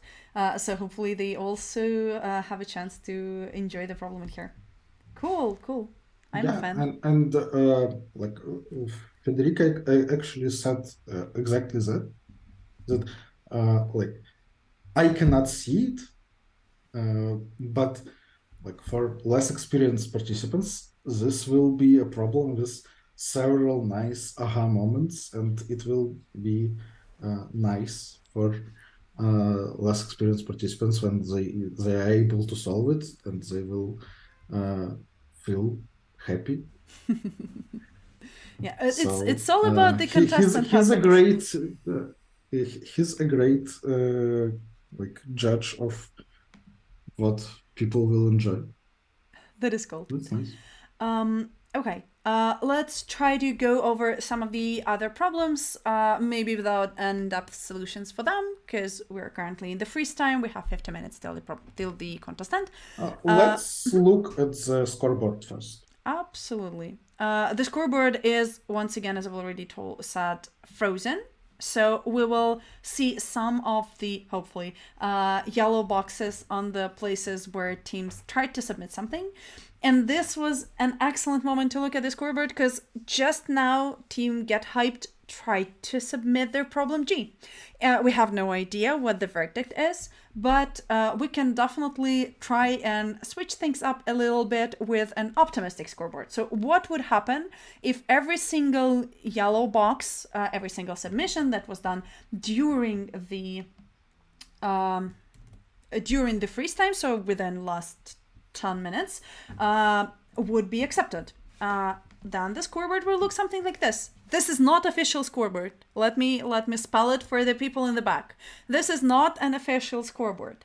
But if every single attempt made after the freeze would be accepted, this is how it will look like. So it is quite possible that Team Get Hyped currently have 11 problems solved with 11 penalty time. Isn't it nice? Herbert Space University team has not yet attempted anything during the freeze time. Still 50 minutes to go. They even optimistically, they currently have 10 problems. And then a group of teams with 9 problems solved up to 10th place. And then the group of teams with 8 problems solved up to 15th place. So yeah, it's everyone's choice to either stay optimistic or realistic, but we have that option in our leaderboard as well. Once again, returning back to normality, this is the real scoreboard now. We do not know about the yellow blocks if they are accepted or rejected, to know how they work and what ends up happening. Definitely like and subscribe this YouTube channel. You will see the closing ceremony broadcast in here as well. What do you like and what do you not like about this leaderboard now, Alex? I don't like the small number of submissions on problem E, but that's just me. Yeah, I believe that team from Zurich should be able to solve problem G. Maybe not from the first try. We can see that both teams that got accepted on problem G did not do it on the first try. And there is even more teams that didn't get accepted yet. But they have like significant advantage on penalty time. So it will be fine to have a couple of incorrect submissions before. So, and this looks like a very serious sign that they will win this contest. Unless team P plus P plus P will be able to solve both D and I. And I'm sure that they are able to solve I. I don't know if they will solve it, but I'm sure that they're more than capable. And they're absolutely capable of solving problem D. But I have some doubts whether they will be successful in that. So if betting was allowed at this point, just 45 minutes before the end, I would bet on Zurich team to win Zurich. Okay. Best of luck to the Um, Zurich team then. what about lesser medals and not win? So in the frozen scoreboard, it is kind of perfect, right? Like all the teams with 8 problems get medals, and none of the teams with less than 8 problems get medals, and it's almost perfect even on all the borders between medals, like 10 problems gold, 9 problems silver, one team with 9 problems in the top place in bronze, and all other bronze medals for 8 problems. But we can see a lot of submissions, and I actually expect that all teams that are currently in medals will make submissions on at least one, maybe even 2 problems in the last hour. So maybe even 8 problems will not be like all the medals will start from 9 problems. Problems E, J, and I are very much solvable. Again, minor spoilers. Problem E was not supposed to be hard. Yeah, you like the problem quite a lot. Yeah. I mean, I can't say that I like it, but I think that it is much easier than the scoreboard suggests.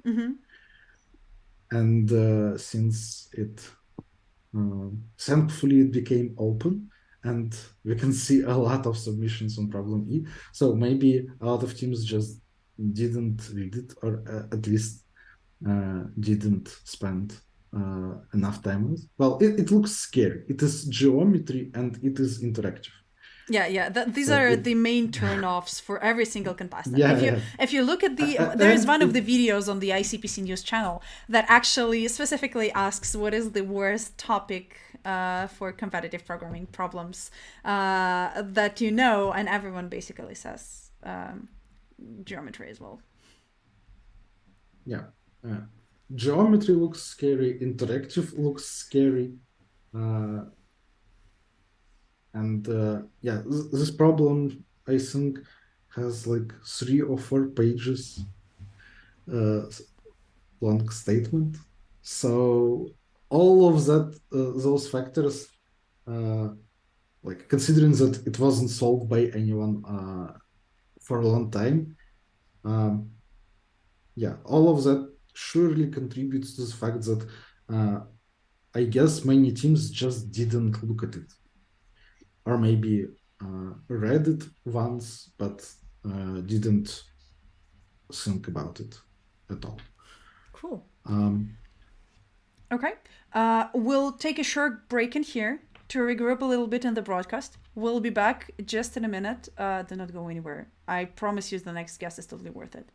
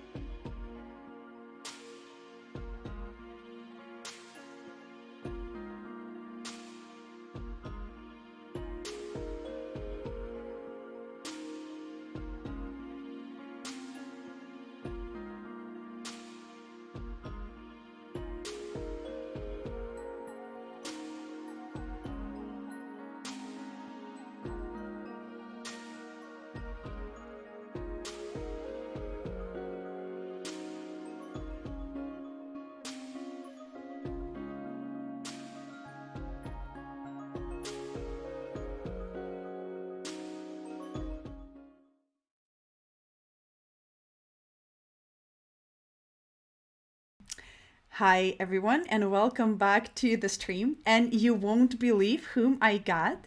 I have with me the coach of Harbor Space University and the one and only Ericto. Hi, Ericto. Great to see you. I even have a title for you for today. It's not a title. Yeah. Hi, everybody. Hi. How do you feel about the contest so far? It's 4 hours, 21 minutes. Your teams are all in the medals, but also there are some like minor things with the performance of the top team in the last hour. I'm here a coach of Harbor Space, and the PPP team, I think, was one of favorites, if not the favorite team. Absolutely. I don't know, maybe. But they could be doing better than they are doing right now. Other Harbor Space teams are also like close to that bronze cutoff. Mm-hmm. And we see the time penalty. We see a lot of wrong submissions. If we look at PPP team at second place, they have 6 wrong submissions for D. So even if they solve it, their total time will be bad. Yeah. Which means that most likely if they want to win, they need to win by problems, which means D and I both solved versus Zurich doesn't solve it. Yeah. And also Zurich already submitted G a while ago. No extra submissions on that. You've had a chance to look at the problems, right? So now you know what specifically your team is struggling with. Is D that bad? I think so. Moreover, I think that for D you can easily come up with some lemmas that are incorrect. Did you during a stream discuss statement of D at least? No, specifically not the problem D. So you can give us a general overlook. So this, let's say, a geometry problem, but it's more about proper choosing of a path. You need to create a polyline that doesn't go through forbidden segments. And there are a lot of lemmas, incorrect lemmas that you can get, like every piece of that polyline will touch at least one forbidden segment, or maybe it will touch at least 2. There are a lot of lemmas that you can get, and they are incorrect, or at least I'm not sure about some of them. And sadly, because of that, having submissions for D doesn't mean that you're close to getting it accepted. Moreover, you can get a lot of wrong submissions, and just your solution is completely wrong. It's the difficult problem. Here, there are a few of us who are, let's say, not weak participants, and we couldn't solve it yet. Like me, Pavel, and Nikolai. If you had a chance to actually say something to PvP team, either now or an hour ago, would you recommend them to just drop D altogether? 2 hours ago, there would be an easy advice of solve E. E is a trivial thing with greedy solution that takes a few minutes to implement. And there is this thing that nobody tried that at the beginning of a contest, so because of it, everybody thought that it's a difficult thing. I could as well see problem E being solved in 20 minutes and then 20 teams solving it in the next hour. And just as you say, the University of Catalonia also solved problem E, at least attempted that. So hopefully it gets more love at the freeze time. For E, almost every submission should turn into something accepted, because there is a simple greedy solution. You just need to come up with it. And it helps a lot to know that it's easy. So it helps a lot to see in the leaderboard that other teams solved it. That's deep. So, and also for now, you feel like PPP should actually go for I, right? Like D, does it worth their tries? Oh yeah, I is easier, but also it shouldn't be enough for them to win. So if there are 3 of them, then I guess it's not still a bad strategy to go for both. Eventually, if they need to drop one problem, then certainly they should focus on I. What do you think about the teams that can still... I doesn't have a complicated solution. Okay. What do you think about the teams that can still catch up to yours? Like ENS, Porto, Pisa, Tel Aviv as well. If they have a problem solved clearly without too many extra tries, they still have a very competitive penalty time against the P+P+P team. Is it something that you feel like will happen? Is it true that P+P+P have to solve at least one problem to stay within top two? A good question, but I think top two isn't crucial, and nobody should base their strategy on that, because the number of teams advancing to the finals is strictly greater than two. And gold medal on SWERC versus advancing to the finals, one of those two things is way more important.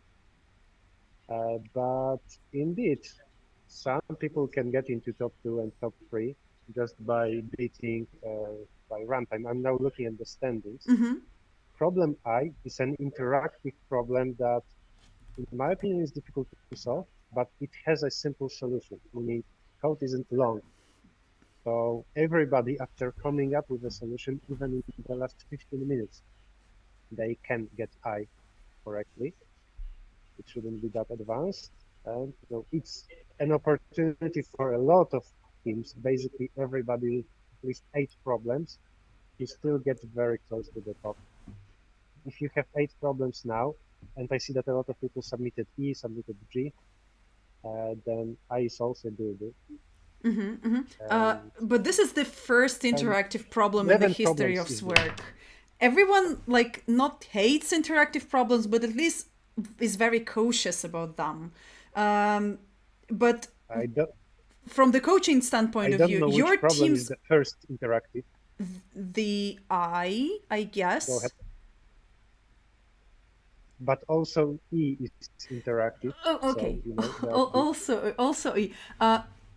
While you're coaching teams, are you sure that are you making sure that contestants do not feel too scared by interactive problems? Is it something that you feel and focus on specifically, or is it just coming naturally when you participate in a lot of contests? With strong enough participants, the issue is to find training contests that they haven't solved yet. So, and because of that, and because in Code versus Gym or from past Open Cup problems, it's difficult to find a 5-hour training contest that they do not know. It means that we shouldn't worry about interactive problems particularly, because certainly they solve a bunch of those. And interactive problems are common enough nowadays that you cannot miss them. Another thing is that once you solve a few of them, it's not that you really train for them specifically, because there is such a big variety of topics and lemmas that they may be about, other than maybe binary search. So if you see interactive problem, you should try binary search. I think it doesn't help today. And there is no other advice that I can teach anybody about it. Okay. You originally competed in another European regional contest, but now you're coaching for Southwestern Europe. So you have quite a wide range of experience with different European regional contests. Do you feel like there is a difference in problem styles, or maybe the event itself, that is important to know if you want to achieve good results? The problem style is different even in the same regional year by year, depending on the main organizers. So if it's organized in France versus in Italy, there will be a different set of problem setters, and that affects the flavor of problems heavily. And the same was in SERC in Central Eastern Europe, that when Poland organized it versus Croatia versus Czechia, Slovakia, it's very, very different because of problem authors.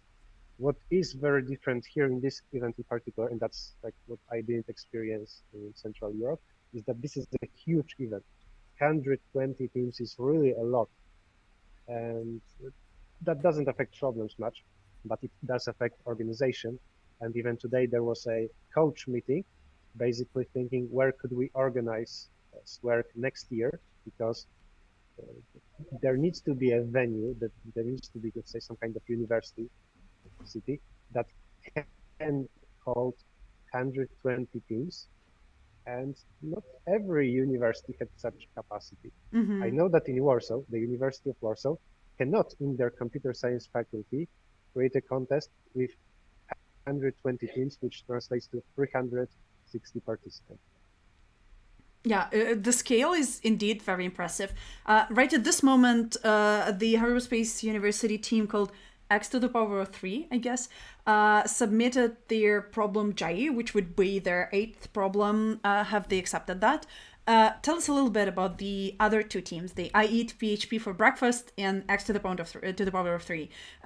What is their training process? Do you feel like both of them will advance to the World Finals in the future years? Do they like train as much as the PPP team? What's about them? So I'm here more like a, let's say, half-time coach, where I go to Barcelona once a year for 3 weeks, and this is where we do some trainings. It's not all year around. So while I know those participants, like I don't know them that much. I eat PHP for breakfast has some intersection with world finalists. Some part of the team is going to world finals, and so those are certainly experienced competitors. X cubed, by the way, the name comes from the fact that they are all from Cuba, hence the name X cubed, X people from Cuba. And they are not so strong, but even being from the same country and using the same language helps. Obviously, team communication is important. So I think there is a bigger difference in skills inside of that team, but they should be able to solve problems well together. Wow. And while we were talking about the problem names, hi there. While we were talking about team names, why is actually P plus P plus P? Let me say one thing here, that I don't know the exact story behind P plus P plus P. And one thing I can add now is that I'm very surprised that Federico, who is the main organizer, has actually time to walk around. Like, from my experience, usually when you hold a competition, you need to fix some things last minute or even during a contest. So the fact that he's here next to me right now means that I guess everything is going okay. Well, yes, absolutely. Okay. You were asking about the PPP team name, right? Yes. I think that it's some inside joke that they will not explain during the live stream.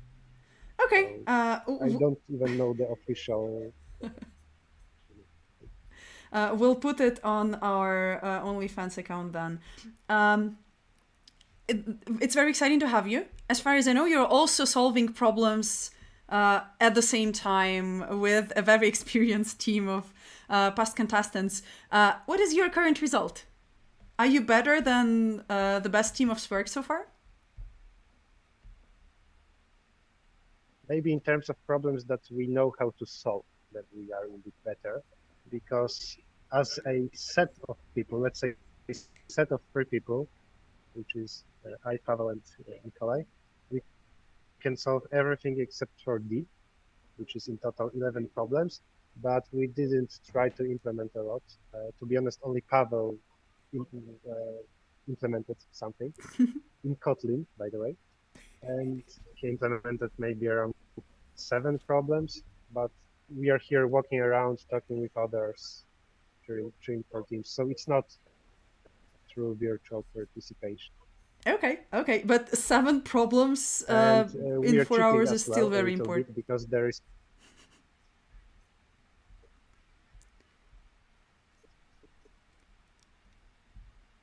okay. And that was a guess. I don't think a little bit, or maybe not cheating, because there is here Petr Mitrichev, and there are also other problem setters.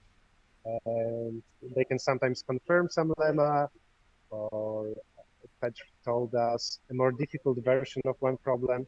Codeforce's problem set isn't exactly the same as SWERC problem set. And which problem was that? B. Problem B, about researchers trying to get an atom N. It has very low constraints in Swerc, but in code forces it has big constraints. So also we were thinking about that solution. We didn't succeed, but it shows Lego bricks. It's not this Nope, problem. not this and problem. because of Yeah, that, I'm problems are thinking called that, different in there is the deeper official mirror. problem. Okay. Okay. It is very So- exciting to have you. Because of that, we shouldn't compare. Yeah, right. It is very exciting to have you. I wish a lot of luck to your teams today. And also extend my thanks to the PPT team for creating so much to talk about during today's broadcast. So they were definitely keeping us on our toes all throughout the contest, and it is very nice to be able to have such an event-filled contest throughout. Have a good day, and hopefully see you at the closing ceremony with some of those shiny, nice medals and trophies. I hope for. Thank you for having me. Thanks. Bye-bye. See you.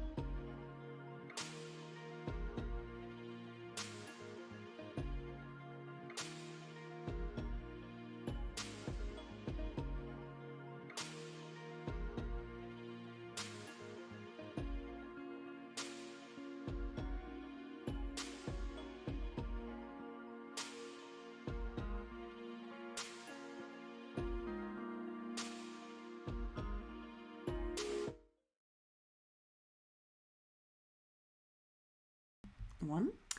And welcome back. We are back with, of course, Alex. Hi, Alex. Great to see you back on stream. We have roughly 20 minutes till the end of the contest, which is very exciting. We had an opportunity to talk to one of the coaches, which is also very exciting. Now we're all cheering for the team PPP from Harvard Space University, which is also very exciting. We've been enjoying this contest, I feel like, so far. For now, I'd like Alex to guide us a little bit more through the whole problem set that we had today. We've already discussed problem A, that is about a dog. And now it's time to talk about problem B, which is in Code Forces Mirror Contest, is about Legos. What this problem is about, Alex? I think that's problem L in the main contest. Mm-hmm. So this problem is about building some structure from Lego bricks. Here's a picture that was lovingly crafted by one of the judges, who is the author of this problem.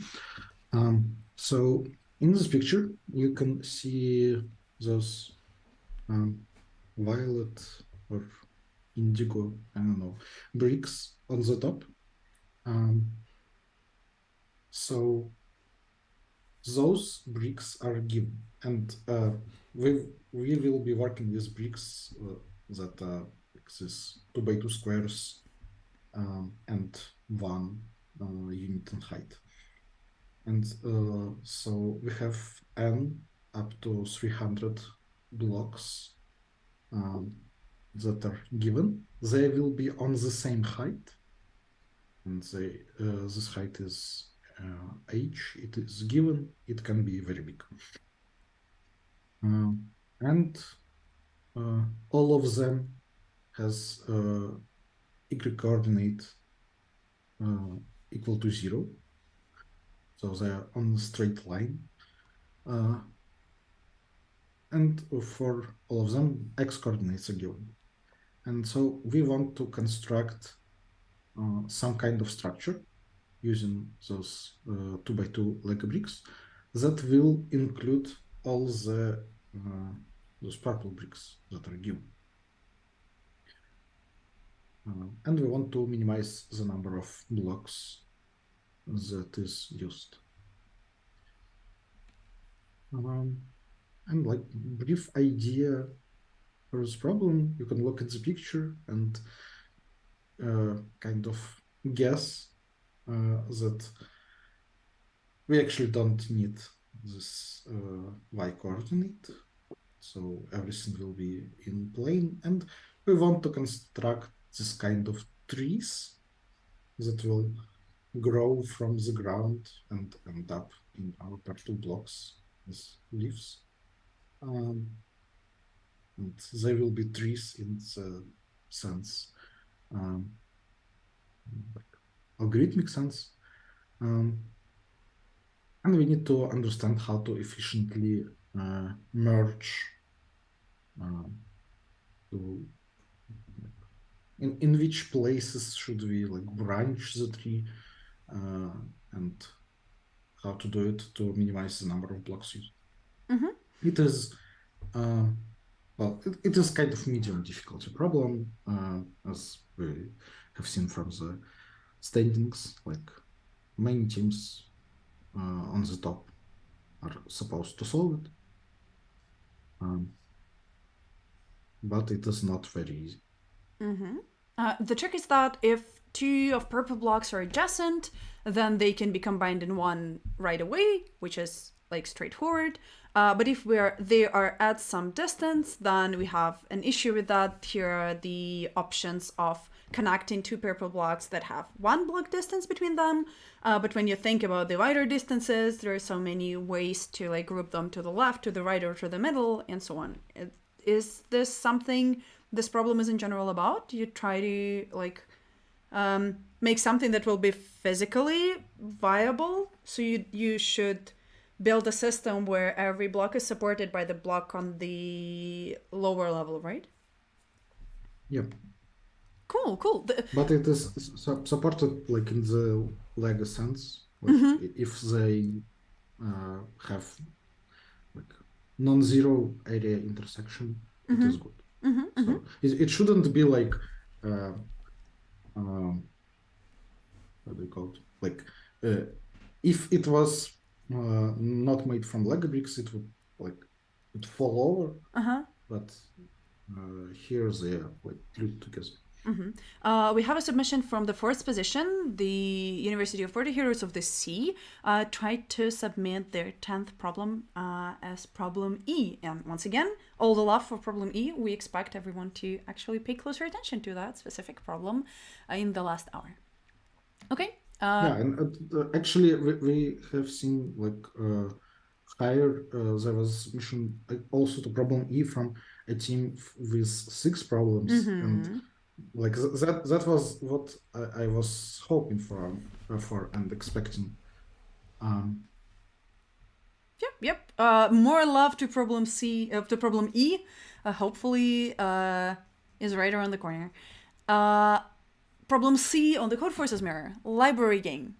Problem C in Codeforces mirror, I think it is problem I. So one of the harder problems of the today's contest. One of the harder problems. It is a very nice problem. So it is actually an interactive problem. So there is a game between two participants, and it is very asymmetric. So two participants have very different roles. I don't remember like exactly who is who, but the game works as follows. So one of the players has a set of numbers, no, not a set actually.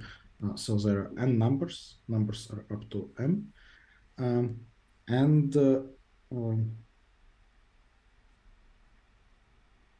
in each move, so we're working with numbers from 1 to n. In each move, so how do you see?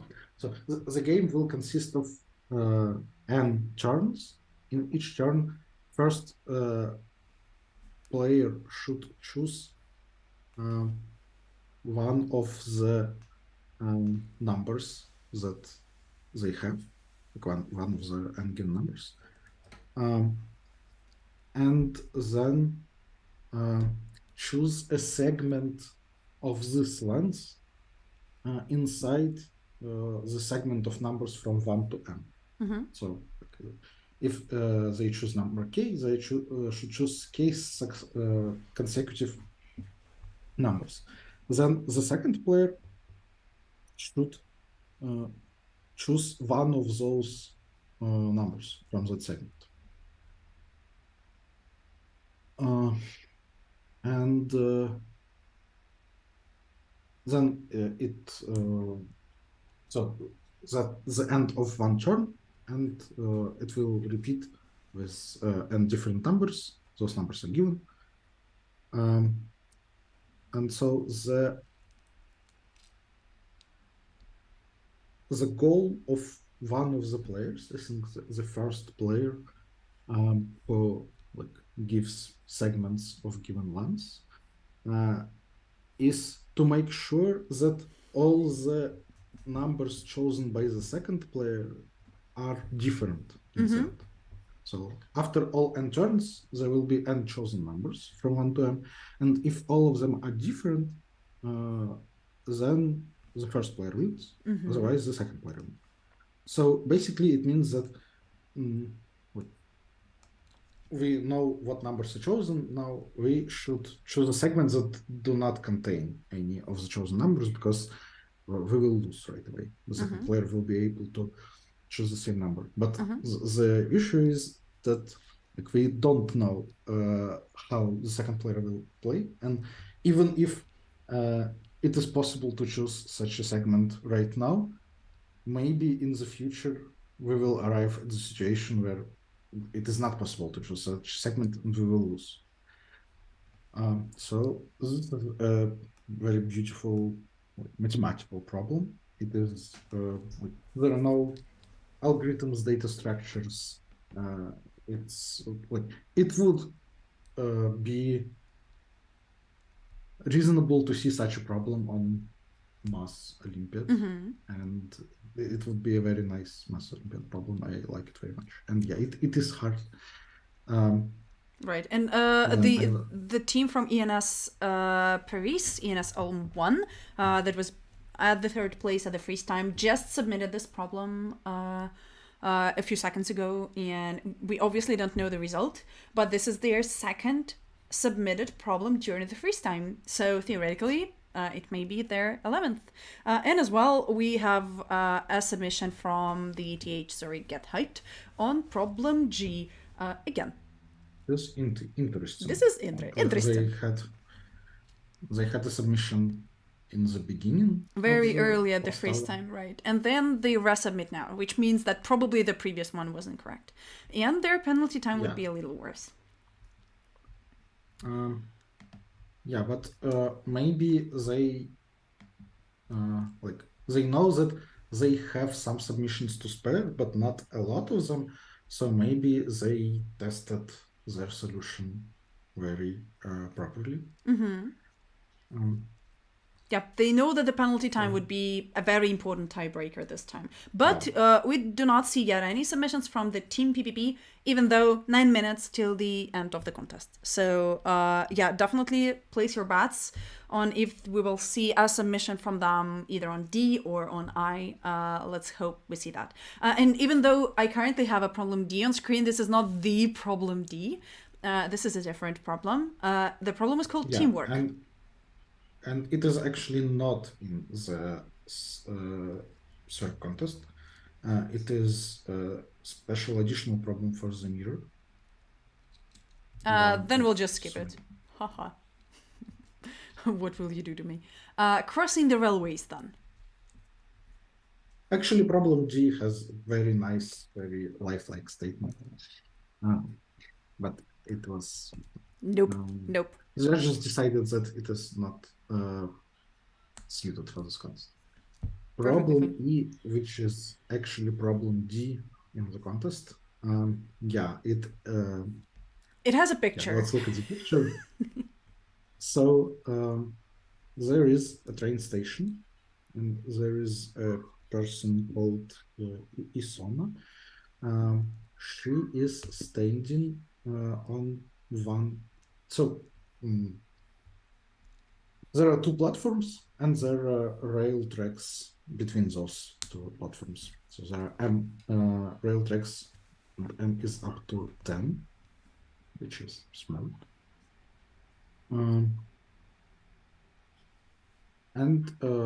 So our Isona wants to run to the other platform. She wants to run in a straight line, but there are trains. That looks very dangerous. Yeah, not a great idea. But yeah, we want to plan how to do it without getting hit by a train. Public service announcement.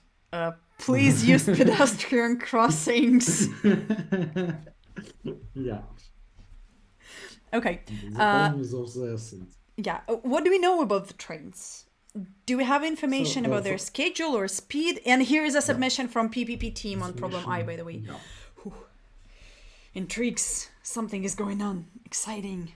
But that will be not enough for the first place if Zurich team solved problem G. Yep. Which they probably did. Oh no, there is. Or maybe not. Or maybe not. Oh, that's interesting. As some of my friends say, it's more interestinger and interestinger. Okay. Yeah. So there is definitely a chance of Get Hyped not getting G, and a theoretical possibility of PPP getting I. But we'll see more attempts in a few minutes, and it should be clear enough if someone just submits to the very last second or something else is going on. All right, so back to problem G. For each train, we know on which track it is, and the time span when it occupies the point before us. So Isona will just run straight forward. So her trajectory is described, but she can change speed. Yes, which she's running. So there is a maximum speed with which she can run, and she is able to control it perfectly. So she can set her speed to any real number from 0 to her max speed, which is given. She wants to arrive to the second platform before some fixed time when like her train leaves. Well, the story is that she needs to validate a ticket, and validating machine is on the other platform. But what's and the difficulty with this problem? I mean, as long as we know enough information about the trains, I don't see why is it difficult to model that process. Are there any like outrageously large limitations or? We do not model the process. We can choose the speeds, and we want to minimize the number of times when we change the speed. So we kind of we want our like function of speed from time to be like as constant as possible in a well, sense, like. well, yeah, it should be constants on some segments, and we want to minimize the number of those segments. So yeah, there can be a lot of things that you can try here. The main idea is to understand that it is actually a geometry problem, and not like geometry in the sense that this picture is drawn, but you need to draw like x coordinate from time, and then like when we move with fixed speed, it's just a straight segment on that plane, and also like there are some segments that are blocked. Like the train just says that you cannot be at point X at times in this segment. So there are like some blocked segments on this plane. And so you need to draw a like chain of segments with minimum number of segments that arrives to the other side. Okay. Inside the given segment. And yeah, it is not easy. As any geometry problem is, sounds clear, but the building a solution is very complicated. We're now into the last 2 minutes of the contest, so the list of the submissions of the submissions queue will just fly by on an incredible speed, so definitely keep an eye on that. Let us know if you notice anything of major importance, and we'll move on to one of the next problems. Just for now. Have we discussed the train splitting? No, we haven't. No. This would be one of the easier problems as well, apparently, based on the number of solves on Codeforces. This is one of the easier problems, and actually I'm the author of this problem. Oh, cool. It's the only problem in this contest. Congrats. And also a picture for problem A, which is cool as well. Oh, ADH Zurich actually resubmitted problem G. Look at this. Maybe they have not gotten that at all, with 1 minute to spare. That is scary. Right, so problem F here, I think it is problem K in the actual problem set. The statement is fairly easy. We are given a connected and directed graph. We need to color its edges into some number of colors, which we can choose. So that if we look at any particular color and only look at the edges of that color, the graph is not connected.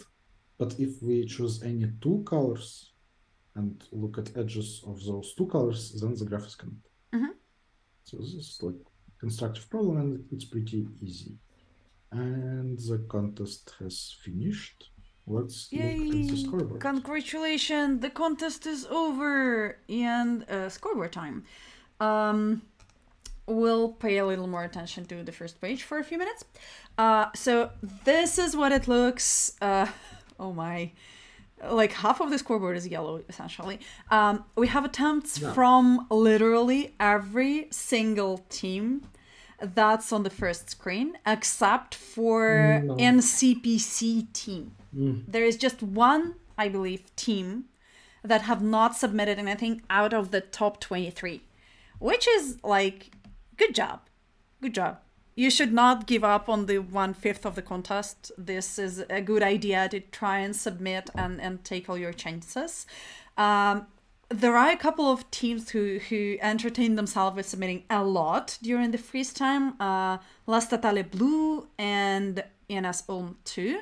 But on the top, I believe that all the attempts on E, G, and I were like serious attempts. As well as during the freeze time, you can see that sometimes teams are a little desperate. They're not trying to fix the problem carefully. They're trying all the things that are possible. And for example, there are some teams that made in total 8 or in total 9 attempts on problem G, and problem G being like one of the more interesting, apparently, problems of a problem set for the end game. So it turned out to be quite interesting. We have not gotten new attempts on problem D from the team PPP. So this is like literally the only red block in the whole first page of our leaderboard, which is an interesting situation. And as a tourist tried to guess based on the color of balloons, this time apparently the black colored problem was selected, maybe not at random, or random was very very specific in giving the most difficult and dramatic balloon color to the most difficult and dramatic problem as well. In a few seconds for the optimistic leaderboard in here as well. If everything that was attempted will be solved, this is not the official scoreboard, public service announcement, not the official scoreboard. If everything that was submitted will be solved, the ENS Ulm 2 will be in the first place because they attempted every single problem with quite a reasonable penalty time. The INS 8 team number 2 also attempted every problem, and yeah, the University of Rome attempted every problem. And then we see the usual suspects. Optimistically, Team ENS Ulm will have 11 problems solved with a penalty time of 11:55. We take into account the fact that they have unsuccessful submissions in here, so we just try to guess how many of them was done. The team called Get Hyped would be in the 5th place with 11 problems solved and 1,220 penalty time. Then Team PvP, 11 problem solved, 1,241 penalty minute. And optimistically, everyone in the medal range could have solved 10 problems, which would be much more than I would expect. But even if we look at, once again, the normal scoreboard on the first page, we will see that teams submitted so many submissions during the last hour. So it's very much likely that every single team that was in the 8th medal range actually has to solve at least one more problem to stay in the medal range. So my bet on having 8 problems is very likely to actually not play into the account. Alex, my usual question, what do you like about the leaderboard, and do you still not like the fact that problem E is largely still ignored? Can we open the first page? Okay. Why nobody cares about the other teams? This is also important, but okay. Sorry. I'll show them. Yeah, it's weird that problem is still not loved enough, I think. But yeah, so near the medal cutoff, we have like a big break in terms of strengths of the teams, it seems. So I would say that teams that had less than 7 problems before the freeze are unlikely to get medals. Mm-hmm. So about submissions in the freeze in the last hour, so like knowing the problems, problem E and problem I would say that if you got something to submit, you probably should solve it, actually. Like, it is, well, in problem E, I actually, like, I don't know how to write a solution that is incorrect. Like, well, the correct solution is the most obvious one, I would say. And we even like deliberately lowered the limitations to like allow to do something else that is not the correct solution. Because with higher limitations, like, you cannot do anything except the correct solution. So I would expect that most of submissions on problem E, like except from the teams that submitted everything or almost everything, should be correct. Maybe except like the one with 5 submits from Harbor Space X cubed. Problem I also like probably all the submissions are correct, or at least most of them. So I think that Harbor Space P plus P plus P have 11 problems. So, and good for them. Like they overcame that thing that I was scared. Like, problem D, they abandoned it. Maybe they were trying to solve it still, but they were able to understand that the solution is bad and not spend more time than needed. And there is problem G, which is very tricky. There is, well, the solution is not that complicated in terms of implementation, but there are things that you can miss, both in terms of coming up with a solution and in terms of implementing it. Thus, we can see a lot of teams submitting a lot of times. I think that when I implemented the solution, I also didn't get it in the first try. But also you can get like completely incorrect solution and think that it is correct. Well, it won't be very different from the correct one, but it is possible that you missed some crucial observation and you will think that your solution is correct, which is not true. So, as said, it is, I have to say that I don't believe that the team solved problem G. If they just did one submit in the beginning of last hour, I would expect that they solved it. But since their last submit is, or even like one submit in the beginning and one in 10 minutes before the end, I would expect that like they wrote some stress test and just like wanted to make a small number of incorrect attempts because they cared about penalty time.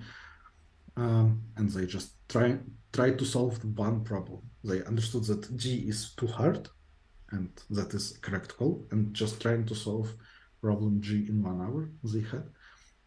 That was right thing to do. But there is interesting thing that team on the third place currently, team from France, they have very good penalty time, and in optimistic scoreboard they were the first team with 11 problems, and I would expect that they did solve problem I because it's massy and well, they submitted something, probably it's correct, and like historically teams from France are very good with massy problems. And if they solve problem G, which is totally possible, they would win. right? With 11 problems. And like 2 submissions is not 10 submissions. Like I'm pretty sure that teams like Catalonia and Harbor Space, I eat PHP for breakfast, they didn't solve problem G because like a lot of submissions is not a good sign. Yeah, a lot of submissions is not a good sign, right? Yeah, it probably means that you're just desperate and you have like 5 minutes and you're trying to change something to get accepted. And like there are problems that can be accepted that way, like if there is some randomness or something, and there is like low probability of your solution to be correct, but it is not 0, and you can just submit a lot of times. But that is not the case for this problem. And I would say that having a lot of submissions probably means that you missed some crucial observation and your solution is actually so You need to at least read statements carefully. It is a very like common thing in programming competitions that you have to be able to read the problem statement, which is natural. The problem statements are sometimes long and you just want to like make sure you're not missing anything, but here with such a large number of submissions on problem G, maybe something crucial and critical is actually missing. So yeah, that would be an important thing to keep in mind on that. I'm also really happy that we're not seeing like plus 20 or something on one of the problems. That would be sad. And here everything is like very reasonable. We can easily believe that every single team worked hard by the very end of the contest, and they sincerely tried to write a working solution.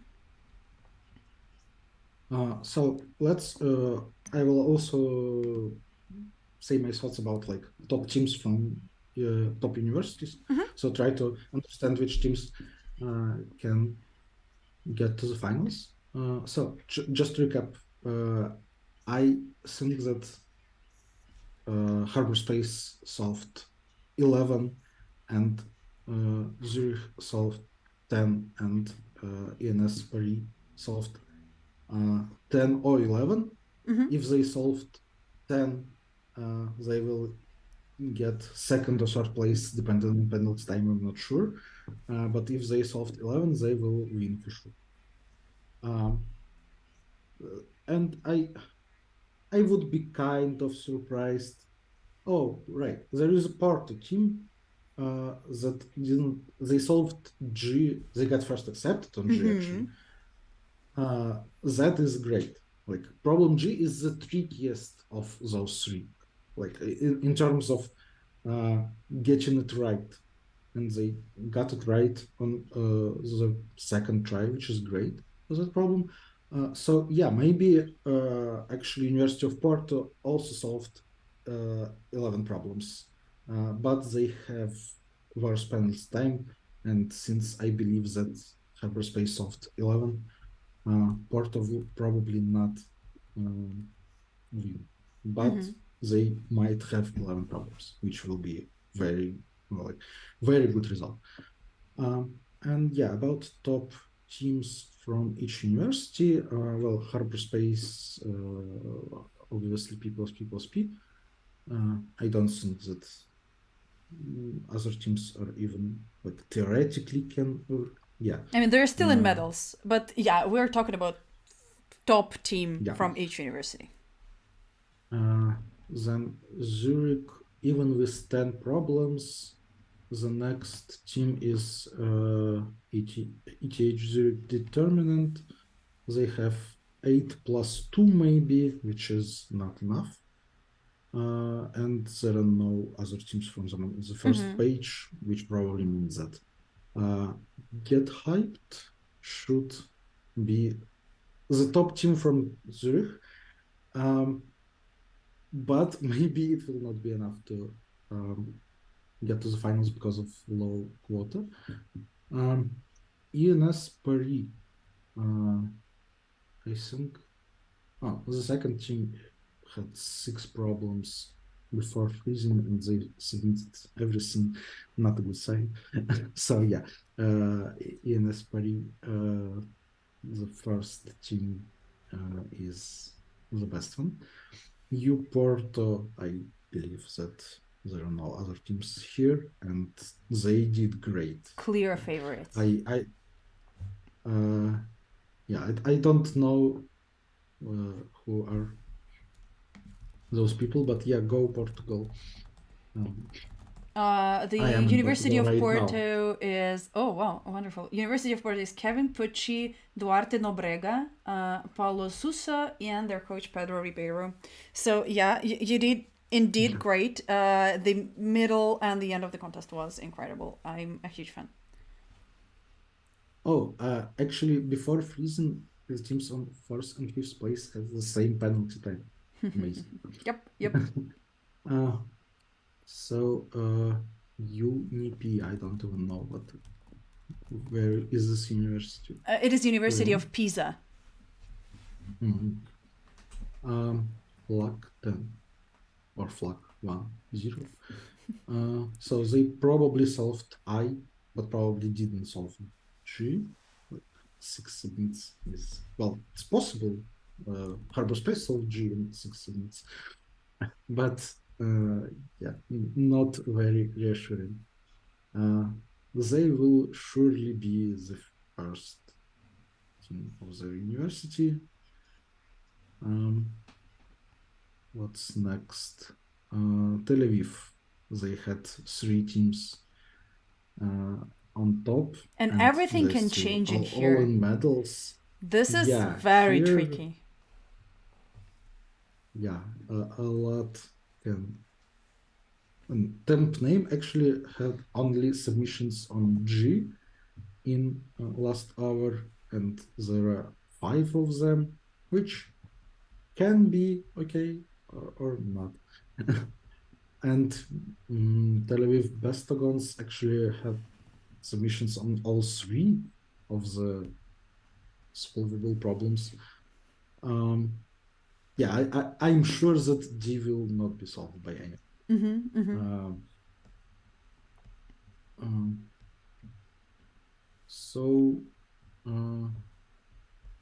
Then we have Team The Outlaws, Instituto Superior Técnico. Once again, the only team from their university in the top that we see, so there is no real competition for them. As well as EPFL team number 1. Catalonia, UPC. Oh, I'm sorry. Place. Yes, you're absolutely right. The Polytechnical University of Catalonia is in here. Once again, clear favorite among their peers. Before the freeze time, the other UPC teams were in places 29 and 33. So once again, if we're talking about the best teams of a university, UPC 1 is a clear favorite. They also snatched the first solution award on problem I, which is an excellent result, but 8 attempts on problem G in freeze time is no good. We are very particular in that you should not submit too much, you should not submit into too many different problems, but this is all speaking from experience. We know how teamwork works during the freeze time and the last hour, and the more submissions you have on that problem, the less there is a chance that you actually solve that problem clearly, and you're just bug fixing here and there. I have a question from chat. When will the final results be available? The final results, as well as the whole event schedule, is actually available on the schedule of the final result announcement is actually available on the official website, swerc.eu. And so if you're in Milan, the closing ceremony will actually start at 16 o'clock. Definitely stay tuned. And we also have a spoiler from chat saying spoiler I is accepted. The good thing is that I don't know about which specific teams we're now talking. So we'll keep that as a tiny little secret till the end of the contest. Then again, in the medal range, we have another Harbor Space University team, which is obviously dominated by their peers. And we have a team from Universidad de Murcia, once again the best team from their university by far margin. Preliminary were in 14th place before the freeze time, and even though they have an attempt on problem L, that should not bring them too much higher into the medal range. This is how this work looks. Alex, any final words on that? Yeah, I want to try to estimate top universities, if that's okay. Sure. So we try to estimate which team will be top one for each university. So what quota do we expect? Like 4, 5, 6, something in this range, right? I am. There is that approach that's called happy pessimism. So you count on as few as possible, and then if something good happens, well, you have yet another reason to celebrate. So my very rough prediction, well, obviously at least 2, as Eric already confirmed. I would think 4 is realistic, but I am not even sure that 4 teams will be actually announced on the closing ceremony, even if it is preliminary confirmed. So we definitely have to wait for the final confirmation from the ICPC.global. I would think of 4, just to err on the side of lower, and even that is maybe a little over optimistic. Well, if they give less than 4 slots for SWERC, that would be like a crime. That would be a heartbreaking. Yeah, look at the performance of those teams. Yeah, there are a lot of great teams, and well, ICPC is a bit behind the times. If there are a lot of great teams in this region, let's give them more prominence. It would be great to have more slots for SWERC this year. I 100% agree with you. Yeah, with such a wonderful results in last year as well. Yeah, it is just insane that all the teams from some region get medals in the finals. That shouldn't happen, right?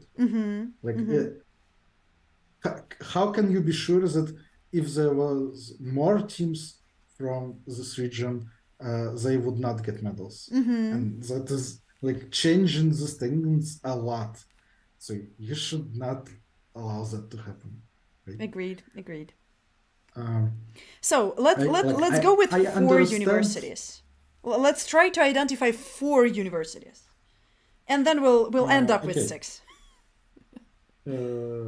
Sure. So Harbor Space, ENS Paris, Portland, and if we are going for 4, I would say 2. So 4 teams that are top 4 right now.